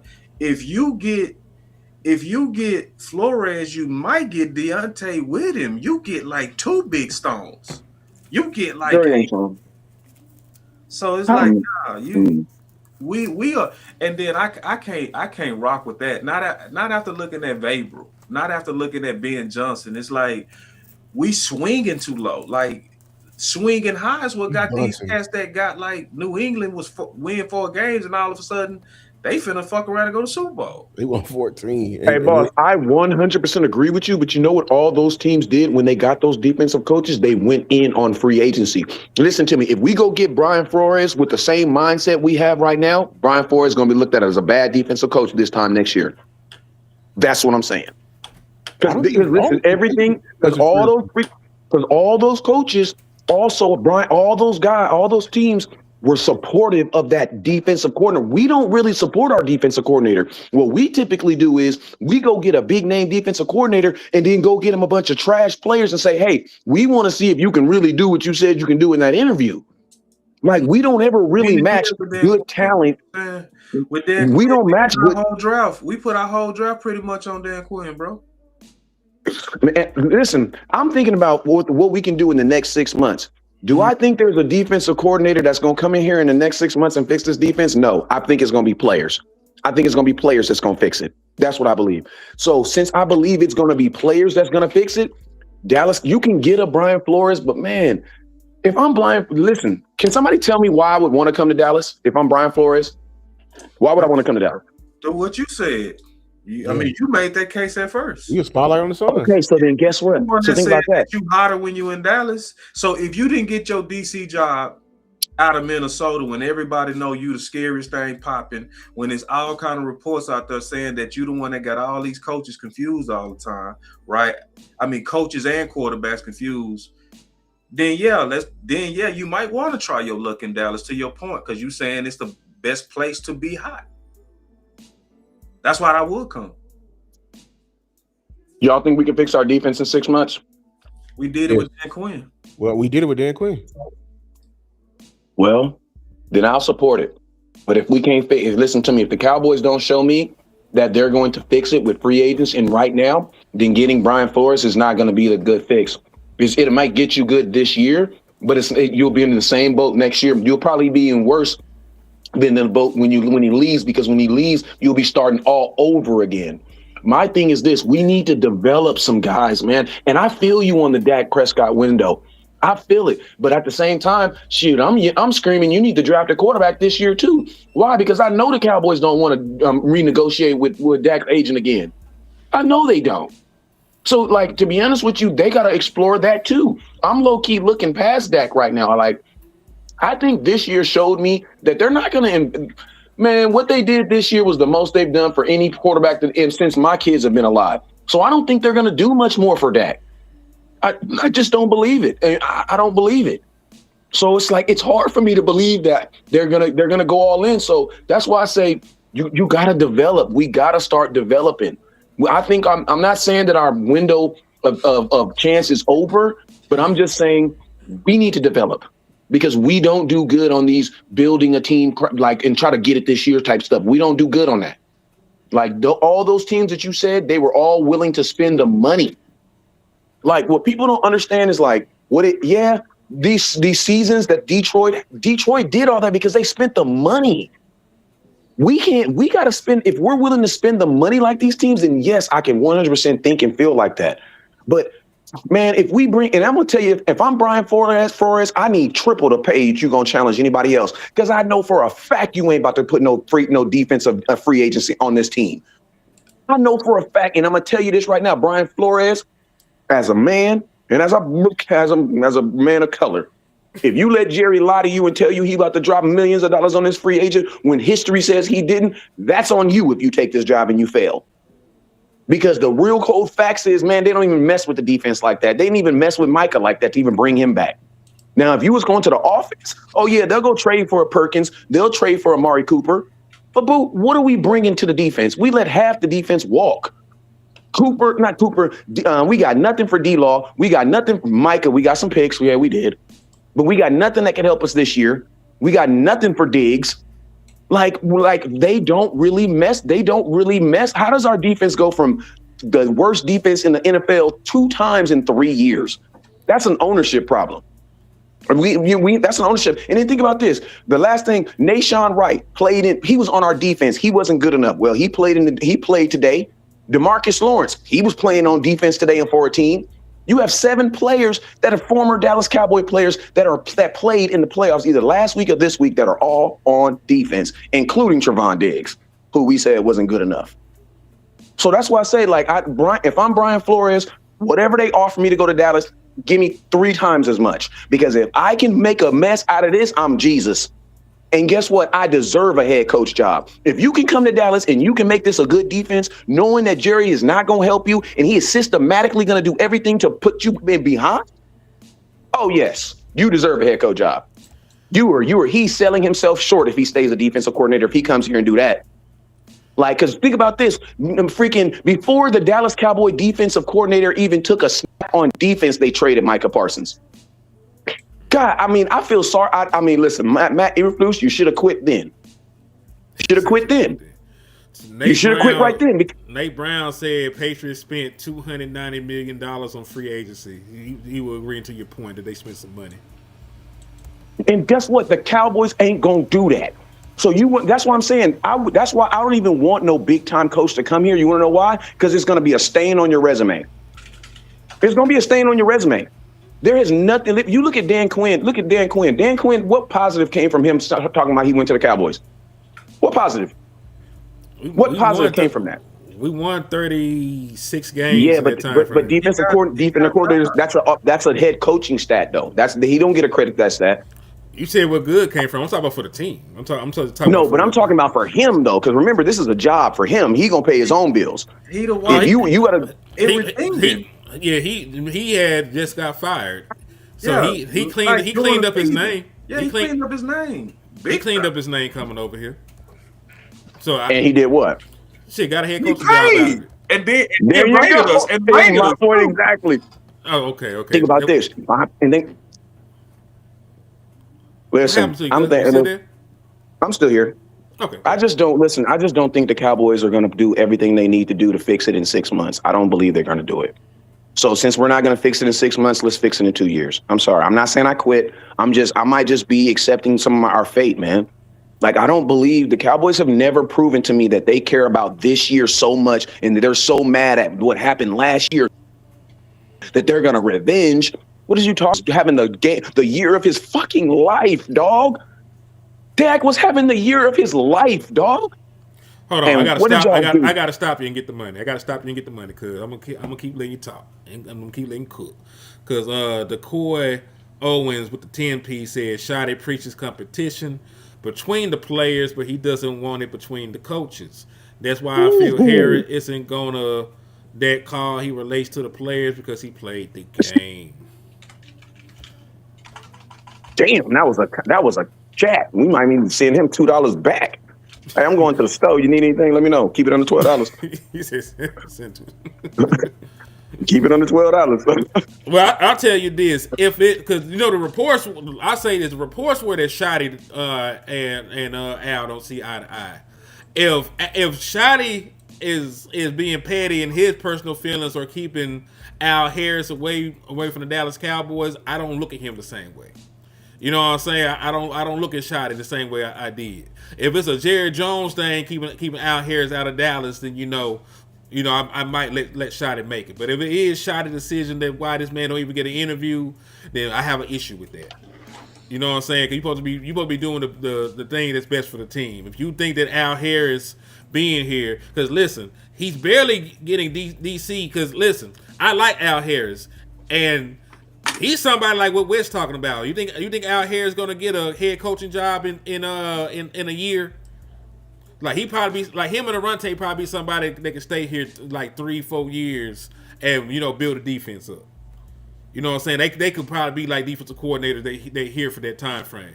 You didn't even call the man in, and boss. Some of the young dudes, like it might take 2 or 3 years. Like that is the window. Like that's how long that we gonna have these people. Mm-hmm. So like somebody like a Christian Parker will probably be here for Dak Prescott's window. Somebody like Daronte, who we love, would probably be here for the window. Somebody like Al Harris would probably be here for the window. Like Jonathan Gannon might retire a goddamn Dallas Cowboy. That's how bad he is. Nobody want to touch that nigga. But like they are really looking at people. They ain't gonna get snatched though. But I also think they're highly qualified though. I think they wanted them. I don't think that it's one of those things where you should even worry about the thing. You know what I'm saying? You should just get the best people. Let me just be all the way blunt and frank on a couple of things. Talk. Al Harris make the most sense because of He does. the way most people view men like him. Yep. Like people that got your hair, they don't promote Yep. almost Yep. anything. The NFL is so stupid ass image based that that's why you see so many black quarterbacks drop in the draft for no damn reason, because these owners are always trying to get the ideal guy that can be the face of the franchise, and then they go try to get the guy that looks good in front of a Pepsi or a Dr. Pepper. That's why Lamar dropped. Like it wasn't played that while he dropped. Most of these owners couldn't imagine somebody with his type of demeanor, you know Profile, what I mean? Speech, being the face of their team. So for people that want longevity, you want the guy over there with the long hair. You see what I'm saying? Because owners don't want they too corporate. So like if you're a football organization, you run to what other organizations run from. One of the first people to do that was for the Oilers. And what was his name? Talked about it today. You said for the Oilers. Yeah, he targeted black quarterbacks. He was the first to go after Moon. Then he got old boy from Alcorn. McNair. Steve McNair, Yeah, it was I forgot the owner name, but he was for the Oilers. He clearly was targeting black quarterbacks. You know what I mean? So like is it Daryl? No. That's not it. Hold on. Houston Oilers owner. I'm gonna find this shit. find it because I talked about it today. Like he literally, and then he got Vince Young. Like he went, and guess what? He hit Moody. all of, His name was Moody. No, it wasn't Moody. It was Moody. Okay. It I'm wasn't gonna stop Moody. guessing. Yeah, he go find it though. He ain't. But they wasn't Bud Adams. You go find it though. If you look at the owner that went off the moon, it's gonna pull right up.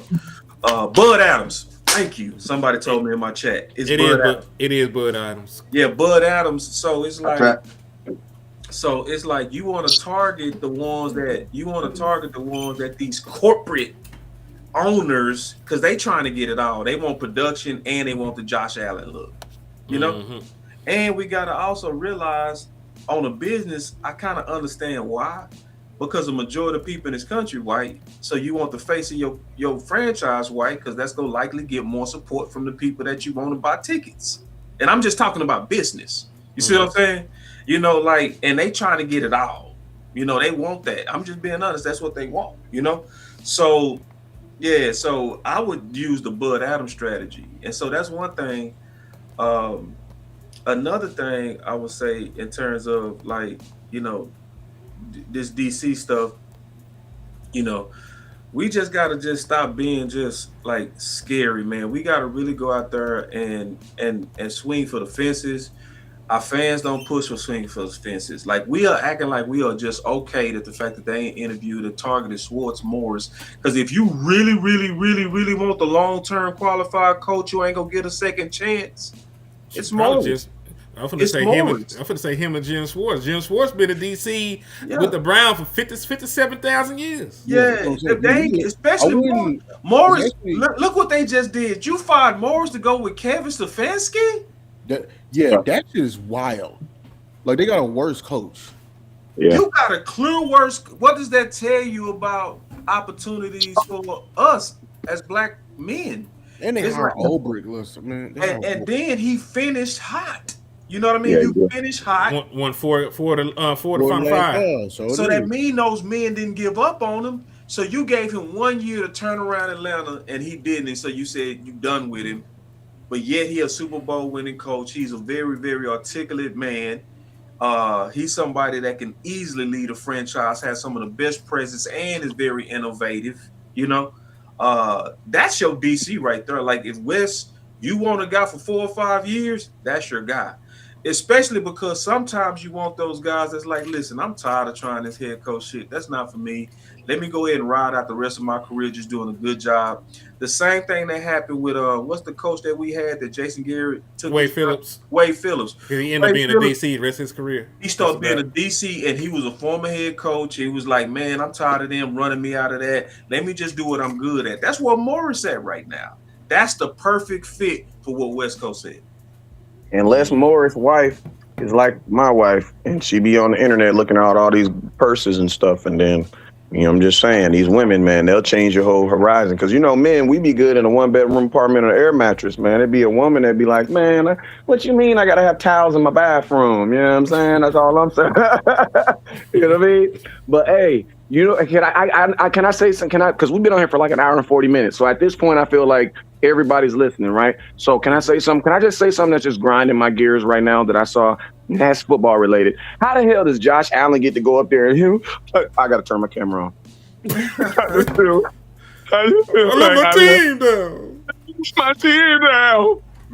And you know what? Me being the godly man, I was sitting here and I was just thinking like, Lord, give me something to say to Josh. But I want to be real when I say it, Lord. And you know what the Lord said? He said to type this. You did. What you talking about, bro? You did. He said you did let your team down. Overs in 2 games, dog, in the playoffs, dog. You did let your team down. And what I hate is the whole media, because the whole media is wrapping themselves around that. They got players in the room talking about he didn't let us down. He didn't let us down. Yes, you did, dog. Yes, you did. I feel like I let my team. I wish Dak could just get in front of the camera and just stink it up after a playoff game at home, mind you, and be like, Man, listen. I just feel like I let my team down. They would bench Dak if he cried in Dallas. Bruh, they would have benched Dak after he threw the ball backwards. Listen, when Josh threw that ball backwards, I knew he was working for Vegas, dog. I knew he was working for Vegas. Man, But hey, man, it's all good. I know my quarterback don't. I just want listen to me. I just want my quarterback to have an opportunity to do some stuff because listen to me. Caleb Williams looked at dope today in the playoffs, but my boy Dak has done stuff like that. You remember Cole Beasley? Y'all remember the pass? They freaking Post Malone made a whole song about it. Roll out, 4th down, throw it up, touchdown Dak. Wow. that he was talking about Dak Prescott. Like, man, bro, I just get my boy in a position where everything's on the line, and bro, man, it's just with a realistic defense, man. I'm glad you said that. I'm glad Caleb you said Williams, that. how many times he turn over the ball to the bro, and that defense just kept giving him the ball back, kept giving him the ball back. So, Wes, to your point, when we talk about the Dallas Cowboys defense, and this is why we talking about this shit to get this shit right, because this defensive coordinator going to be important. The Broncos, when they went out there and they beat the Bills, they forced 5 turnovers. The Dallas Cowboys have 5 turnovers in the last 7 playoff games combined. Wow. That's Dak Prescott's entire career. And listen, I was actually wrong because you see they had 2 forced fumbles. They actually didn't recover one of them bitches. They got 4 turnovers altogether, and then I gave the defense too much credit. One of the damn fumble came on special teams. You remember the special team when your boy recovered against the 49ers? Yeah. When Boss Man Fat recovered, that shit was on special teams. His biggest play of his career. The Dallas Cowboys defense actually only has 3 turnovers in 7 playoff games. In 10 fucking years, they forced 3 turnovers. Hey, and mind you, we had a defense one year that had Trevon Bland with like 8 interceptions. Remember that? We went to the playoffs that year. Yep. Both the years that we had a guy that led the league in interceptions was an All-Pro. You know, we made the playoffs. So that's why I'm really pushing to get this shit done, man. Like I'm seeing guys. Drake May turned the ball over 3 times, and nobody gonna say anything about it because his team won the football game. Yep, and his defense kept giving him an opportunity to win the game. His defense kept giving him opportunities. What people don't understand too, Cuzzo, is listen, when you turn the ball, when you get a turnover, that is an extra possession. That means they gave him extra possessions. That's a possession. You can't score without a possession. You know what I mean? Like, you can't score without the ball. And this is the thing that I want to add to that. People be talking about Dak is the reason we lost. He had 2 turnovers. Drake May had 2. He had 2 turnovers the first game. He had 3 this game. He got 5 turnovers to only a handful of touchdowns. He ain't lost a game yet in the postseason. Like we need a defense, dog. You need a defense. Yeah, I'm trying to tell you.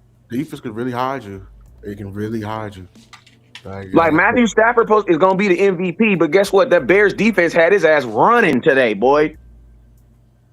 Like the defense, like listen, these quarterbacks, they be elite, right? But your defense brings them, like they be the quarterbacks, they be almost like God status. I say it like this, right? But your defense brings them back down to like mere men. It brings them back to mere men where it's like now you're not immortal no more. Like you're not immortal. You can come. We're on our level now. And then I'm gonna tell you this also. You know what your defense does? And people ain't. I know y'all gonna feel me on this, but your defense allows your quarterback to not have to be perfect. Like, bro, you asking, and I know people like, yeah, at $60 million, he should be. Bro, no, these quarterbacks are not perfect. Why? Because everybody in the playoffs is good. There is not one bad team in the playoffs. As much as I don't like the Eagles, they were a good team. That's why they were in the playoffs. And guess what kept them in the playoffs? Their defense. Their offense was trash, bro. Their offense is the reason why they're not in the playoffs. That's very true. Boss, how you feel about that, man? Because the Dallas Cowboys playoff defense has, it ain't been what it's supposed to be in these last however long Dak's been here. You got to fix the D. You know what I'm saying? I got a Super J say y'all saw CJ Stroud. And then Dak is carried to different standards. Everybody else is held to human standards. He held to God standards.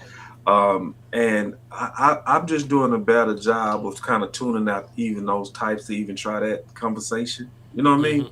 When I start seeing people like I went too deep in my research today on Daronte Jones, and then somebody made a comment that was like, but he doesn't win when it counts. And I just said, I'm not going to even engage you. Like, I'm not, it's like all 4 of us are too serious to even engage people like that. Like, you are showing that you are very, very casual and surface. And it's like, that's an insult to me and that's a waste of my time when we going super deep on what really, what it takes to win, and you over here blaming the DC for a team. You know what I'm saying? So it's like, I told him quick. I said, nah, you on that Dak shit, and I ain't even engage it. Like, so it's one of those things to where that should be obvious, but it's not. And we just got to do. We got to do that. The thing that we gotta focus on, and Lou gave the biggest warning. The biggest warning is that if we let this time run out because we're waiting on Jim, you can end up with nothing but Gannon. That's the biggest warning. Facts. Period. Because, and that's sadly what Jerry and them would want. Because Gannon, they like the Gannon types. They like the Gannon types. They like the ones that got no options, that need them, because then they get to then dictate. They get the co-coach, and they get you for a dirt cheap price. And then they get to go to the country club if they have any success and brag how they had better teams at a way better price. It's country club shit with them boys. So they trying to show we can win a Super Bowl cheaper than anybody. That's what they trying to do. That's what's scary, and that's why all the people, well, let's wait on Jim. You risking losing the birds in hand.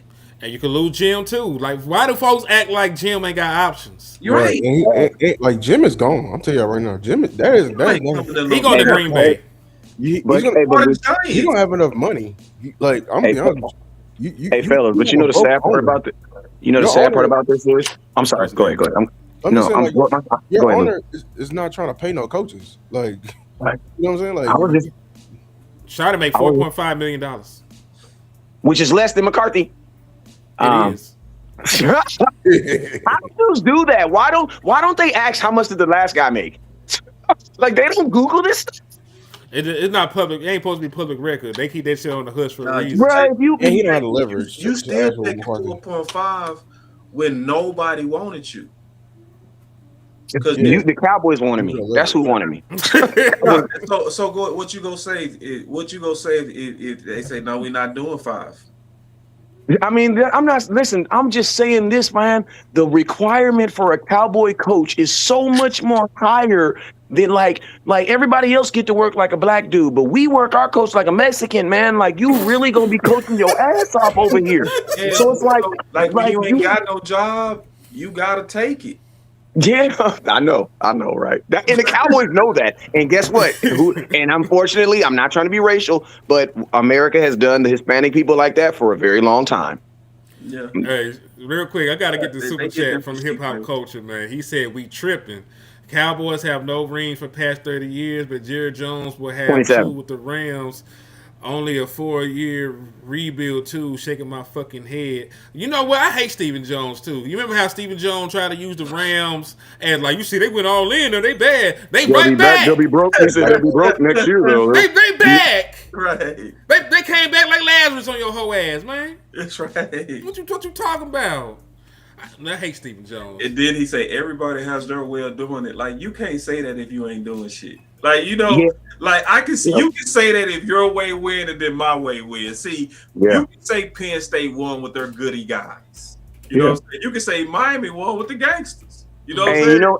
And when you say something like that, you know what that also means? That means that you don't care if that your way may not line up with the right way. That's why they're specifically saying everybody has their own way of doing it. But listen to me, if you're drowning in some water, everybody has their own way of trying to save themselves. But if your ass don't get some air, all them options is going to be dead. You know what I mean? Because you need what you need. You know what I mean? So, like, you can have your own way of doing it. But, bro, this is a world of results. If your way of doing it is not getting the results that we need, then your way is not the right way, bro. You can continue to do it, but that would be dumb. But I'm going to tell you the saddest thing. The saddest thing that in all this defensive coordinator stuff is, I'm going to tell you this right. What time is it? Today it's 9:30. What day is it? It's 9. Today is January 18th. January 18th at 9:13. I would bet all the money that I have to my name that Jerry already knows who his defensive coordinator is. And everything that he's doing right now is simply to support that decision. Whether that means he's dragging his feet to do this, or he's slowing to do that, or he's slowing to do this, man. Like Jerry, like it's almost like the Derrick Henry stuff. Like, we wanted Derrick Henry, oh my God, and they waited until, and oh my God, we weren't able to You know what I'm saying? Like, the Cowboy, Jerry is not a wake up and just decide to do something today type of dude. No, Jerry already knows who his defensive coordinator. As soon as they fired the dude that they did fire, they already knew who the next guy is. I don't believe that Jerry Jones does business that thing. I believe that he is the type where he fires a guy and already knows who his replacement is. Now, there are loopholes and things that he has to do. Yeah, he got to bring a black guy in here and interview him so he won't look racial, and he got to bring in a guy that with a leg that's short than another leg so he can get the disabled crew, and then you got to get a guy that's been in the military so he can get the military people. Like, Jerry know everything he got to do to make the movie look good, but at the end of the day, you're gonna get Howie Mandel from Simapa Day State as your defensive coordinator the exact same way we ended up with motherfucking Schottenheimer. How did that happen? We had all these great names for head coach, and then all of a sudden I'm waking up to dun-dun-dun, dun-dun-dun. The Dallas Cowboys are bringing in Schottenheimer. And I'm like, Schottenheimer, and he's on our team already? Listen. I know we mad at the thought of Jonathan again. How would y'all niggas feel if White Cotton was the pick? Hey, I feel close to where I'm feeling about Gannon. Not gonna lie. I would just be in a I don't know situation because we fucked up and didn't give him a trial run. So it'll be wait and see, and it'll also be with me. I need to see what your staff look like before I kind of know how to even feel. You know what I mean? I would just wait and see the staff come together before I make my judgment with him. Because I really felt like he deserved the chance on what he did in terms of helping stopping the run. Because he was making decisions and making moves even before the Quentin Williams, like the bare front and stuff like that. He was showing that schematically he was doing things to help stop the run. And then Shoddy praised him and said he's a great salesman and he's 3 for 3, meaning everything that he said worked. Worked. One thing that I hate is that them edges look trash, so we don't know where they came from. We don't know if they came from Evil Flus or was that him, because it was his crew, So I would immediately start then pressuring, just keeping it real. I would start pressuring for an edge coach. You know what I mean? We need somebody specialist. A specialist. Like, I just be out frank and say I don't trust him based on what I saw previously. We know Donovan Ezeraku had a real big bag coming in, a first round bag, and it didn't look like shit. And we're looking like a damn thing. He looked, in terms of pass rush moves, you didn't. That man had a bull rush, and I don't know what else. That's it. They had him in bull rush. And then the worst part is all of them just had a bull rush. It was like it's like somebody told y'all to do that. You know what I'm saying? So I would have big question marks, but I will wait and see. I got one more name to ask you about, and it's I already asked Lou about it because he ain't been fired yet. Mm-hmm. Sean McDermott, if they end up, whacking him because of the shit that happened in this last playoff game. Because he's the kind of guy that is a Jerry Jones kind of guy. He's a former head coach. He'll be somebody that's downtrodden at this point and will be needing to rebuild his image. So, there's rumblings that he could be out the door as soon as tomorrow. So, how would you feel about Sean McDermott? Is that an upgrade over Jonathan Gannon, or you not sure? Because I haven't looked that deep into Sean McDermott. Me either, man. I'll be shooting in the dark. Yeah, I just wanted to throw that out there because, like you said, when they drag their feet for shit like this, because I feel like if Jeff Ulbrich was allowed to lead, they would have spun the block on that. You know what I'm saying? But it's being reported he's going to stay with Atlanta, and he's not going to be able to test the open market. They want to keep him. So, goodbye. I'm sorry. No, you good, man.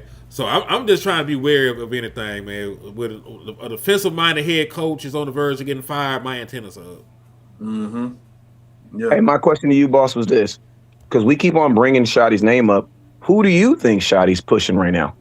I have no doubt he's pushing Daronte. Okay. I have so no doubt.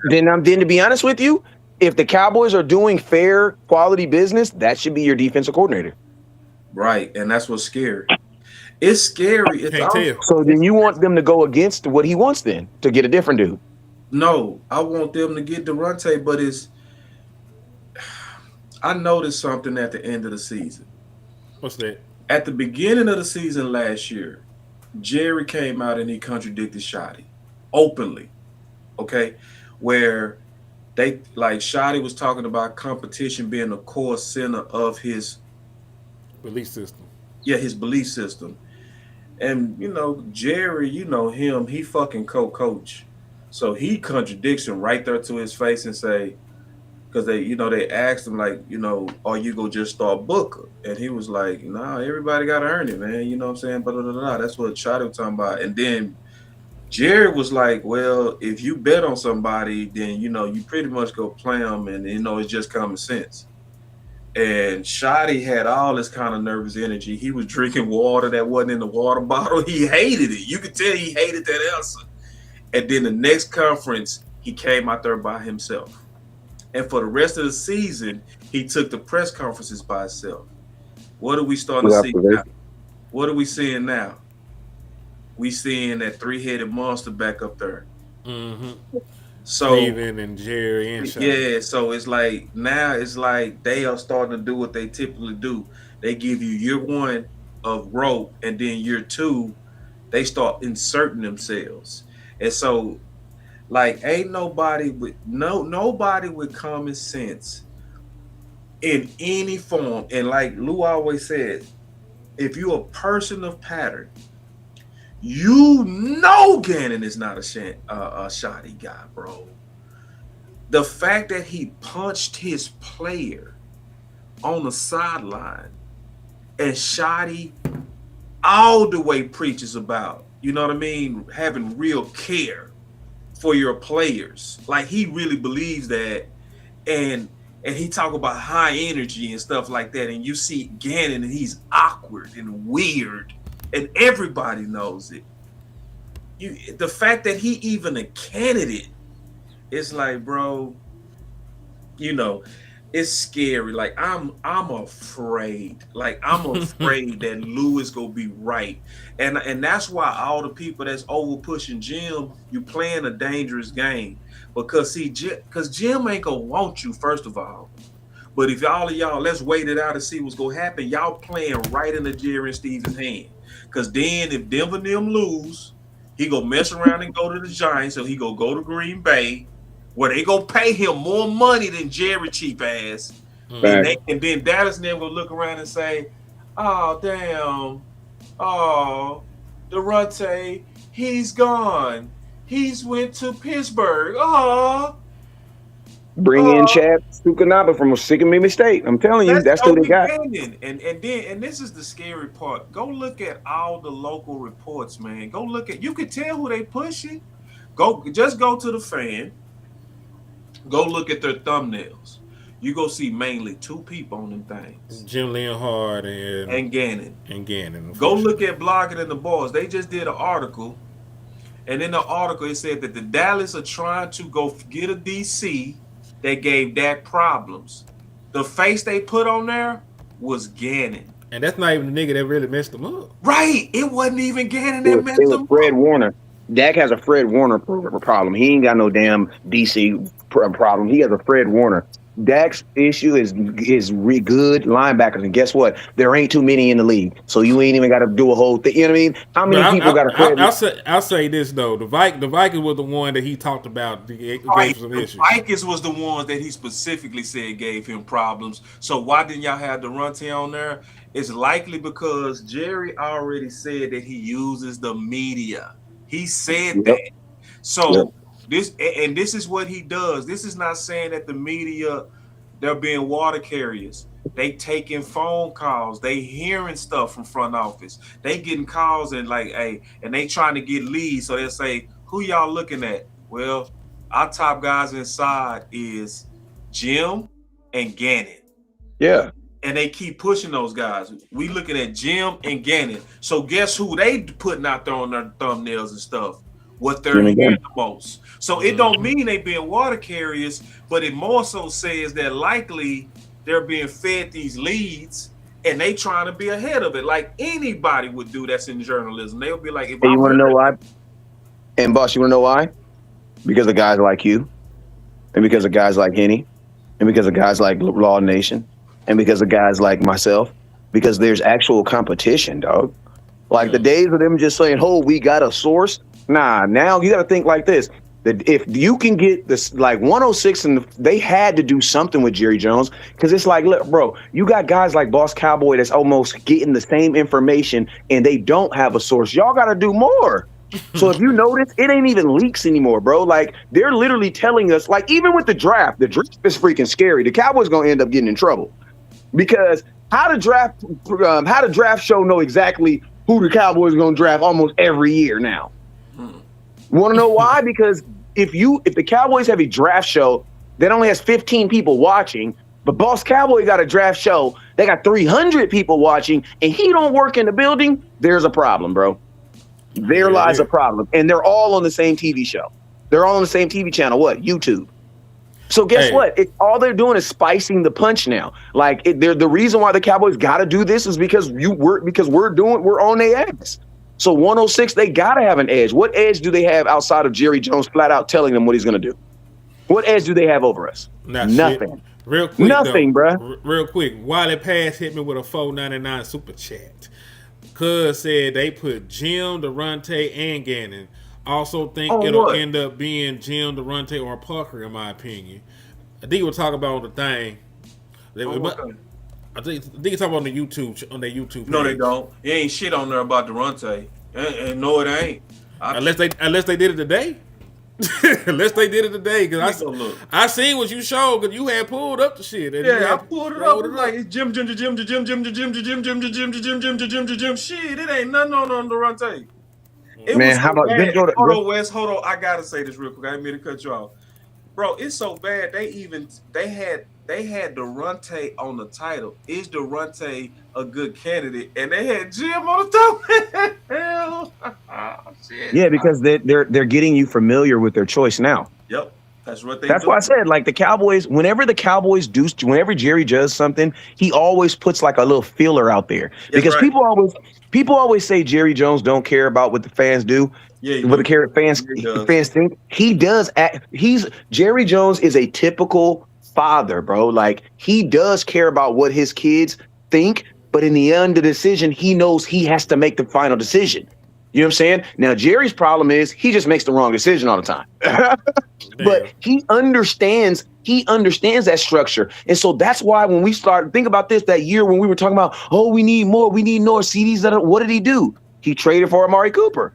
This year, what did he do? Jerry loves giving us optimism. He doesn't like feeling like everything is gone and dead. Why? Because we have the highest season tickets in America. Like, there's nothing higher than the Dallas Cowboys. So Jerry knows he's always selling. So he always going to be listening to the nation. It's just that when it comes down to it, Jerry does what at the end of it's his castle, man. It's literally his castle. And I'm going to tell you, that's why there's always going to be imperfection in it, because we have way too many humans touching this business. Like, we need to go AI like all these other people. Like, listen, when you start using like numbers and using like stats and using statistics and stuff, you're taking human error out of it. The reason why we have so much human error and stuff is because we're literally looking at guys and being like, oh my God, he got 2 last names and he got glasses on and he wanted to be a Cowboy when he was a youth. He gonna be good. Instead of using analytics and stuff like that. That's why so many teams are going for it on 4th down now. Why? Because it makes freaking sense. The analytics says if you're past the 50-yard line and you're only 4th and 2, go for it. That makes sense. That's what the money says. The Cowboys we need to modernize the way we freaking think, bro. Because if we modernize the way we think, we wouldn't miss on so many of these draft picks, bro. Like, we have full draft classes that are misses, bro. Raise your hand if you went to a draft class where they drafted a bunch of kids that aren't even on this team. I was there. I went to that shit. Shoemaker is the only paid person on this team, bro. This left. Because Margie Smith is gone. Overshawn's still up, but he only played like 17 games. Junior Fihoko is still here. Overshawn is a part-time football player. Eric Scott Ben got the fuck out of here. You remember when Eric Scott was a training camp darling? They said he was going crazy. We done found another one. No, the hell you didn't. No, you didn't. Man. And I'm looking at it. There ain't shit on Daronte. It's not one thumbnail. It ain't not one thumbnail Parker. Now, I think Tyrone Church said he sent you one. Check your inbox. Unless they took the shit down. Well, if you're Vegas, if you're Vegas, the money line is on what name right now for DC? Probably what? Let me go look. Odds for Knicks, Cowboys, DC. West to do be higher. No, what I'm saying is the Dallas Cowboys, I don't think they use analytics to make. I don't think Jerry Jones is really using analytics to make decisions. Why? Because analytics was not something that was available when he was used. I think a lot of stuff Jerry Jones does is off of a hunch. I'm just being honest with you. like the Trae Young, he basically said Trae Young was a hunch. He basically said Trey Lance, yeah. He basically said Trey Lance was a hunch. And guess what? You're able to do that, like he said, when you own the team, when it's your team. That was his decision. Well, guess what? And think about this: Trey Lance would have probably been a better quarterback for our backup than the one we had this year. Mm-hmm. So that's the argument I made about Jerry Jones being too involved. Mike McCarthy went to sleep and woke up with another quarterback on his damn team. Yeah. Remember, Jerry Jones said he ain't like he didn't even know. Mike McCarthy didn't even know. Yeah, he said they asked him, "Well, did you talk to anybody? Like, who the hell I need to talk to?" That's basically what he said. They said, "Jim." Well, that's what I'm saying. Do you honestly think an 80-year-old man is up late crunching numbers, bro? No. And I definitely don't believe that the statistics people and statistics are making these great folders and binders and making these great stats and pie graphs and showing him the ratios. And then he go in there and is actually looking at this stuff. I don't believe him. I don't believe it. Because think about this. If that was the case, why do we have a fullback on our team still? What do the statistics say about a fullback if you're not the 49ers, bro? What does it say? Probably when you need one. Thank you, bro. Hey, I wanted to do a cheap plug because I was finna do a video for the morning, so I don't have to do it in the morning. Go ahead. Knock it out. You've been on the for damn near 2 hours. Go ahead. I got a couple of special people coming out tomorrow. So we got Lord Brunson coming out tomorrow. And I've been doing a series with other content creators that have been going like amazing. It's been amazing information, amazing insight. It allowed me to reorganize my board a couple of times because I got some great insight from talking to people that's real experts of the teams or the coaches that we're looking at. So we got one going on with Lord Brunson to dig a little bit deeper into Parker and then to obviously expose Gannon. Like, I already know that Eagles hate Gannon. Like, they hated Gannon even when they made it to the Super Bowl with him. Mm-hmm. I love Eagles fans. They so real. They so real, bro. Like, so real, man. It's sad that I know this for a fact. If I was an Eagles content creator, I would have 300,000 subs. No doubt. Real. Because they like people who just blunt about what you need to fix. They don't need no sugar. They don't need no cream in their coffee. They go just drink that shit and they gonna be like, let's go. You know? Hey, boss. And your name would be Sly Boss over there because you wouldn't have to be so professional. Man, I could be Sly Boss, I could be gangsta as hell, and they go. You wouldn't have to be so professional over there. Yeah. See, the Ravens, they like us. I realize the Ravens fan base like us. They want to hear sugar. They want everything nice. But Philly, you like, they'll get on there and say our quarterback effing sucks. You'll be telling them, no. I've literally been on Eagle shows when I've been almost defending their player, where it's like, nah, bro, he actually a little bit better than that. You know what I mean? Like, you know what I mean? They're like, nah, fuck that, nah. He's fucking hashtag for Daronte. Huh? We calling him the Black Shotty. Somebody asked the hashtag. We calling him. He's the movement for Daronte is called Daronte the Black Shotty. Yeah, because we trying to make sure people know that he's basically a perfect Shotty clone. So we want to make sure we did that. Now, the other thing that I'm doing is because I want to dig into Gannon and I obviously want to dig into Parker from people who followed them and they can give us insight. We got videos and stuff coming like that. The biggest interview that I pulled is D. So D is a former player who played under Daronte. And he the one that I've been pushing out his videos that he did an interview with Daronte that just let out so much sauce. You know what I mean? So y'all make sure y'all show up at 8 o'clock Central. He actually took the interview at short notice. I just told him straight up. I said, Daronte is not getting quality coverage in our local media, nor our content creators, nor our writers. I said, people not really discussing him enough. Hey, this would be a good chance for you to get some input on what he's done, as a coach and whatever. He said, shit, I beat her, which tells you a lot that how fast he took it. He has a YouTube channel and all of that. That's one. And then two, I'm excited for this because then we get to really look under the hood under Daronte from a guy that actually was coached by Daronte. Mm-hmm.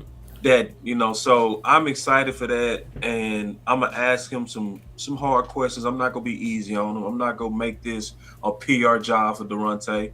I'm gonna do like I've done with all of them. I'm gonna ask the questions to really get us under the hood, to really uncover who the next DC could be, which it should be Daronte, because that's clearly who Shotty wants. So y'all make sure y'all come out and check that out, man. I guarantee that's gonna be a knockout video. I mean, live. Lou gonna be rocking it out with me, because Lou was the one who actually pushed Daronte before anybody. So it's just right that he be the person that actually double team this with me, you know? Mm-hmm. So y'all make sure y'all come out to that, man. I'm finna go ahead and knock out this video, man. It's much love. Until the next video, to the next live. It's your boy, Boss Showman. I'm out. Indeed. And listen, we've been on here 2 hours and 15. We all finna get the hell out of here. We appreciate all y'all for sliding in here, supporting, showing love. On the way out, though, everybody up here got cash apps. You know, hit us with a buzzer beater like Michael Jordan used to do. Throw a couple dollars in there. Support your independent content creators, because nobody give it to y'all like this. We started randomly at 9 o'clock at night on a Saturday and gave y'all 2 hours and 14 of some premium Dallas Cowboys content, man. So yeah, 7 where you at, shit. So yeah, man. Make sure y'all support. Make sure y'all sub up. I'm almost at 4,000 subs, man. I need like 36 more people to get to 4,000 subs, man. So y'all show out. Y'all show some love. And Wes, what you be telling folks when we shut it down, man? I be telling them, man, make sure you pay your electric bill. Make sure you kiss your mama. And you already know what it is. Never look down, because stars up. Peace.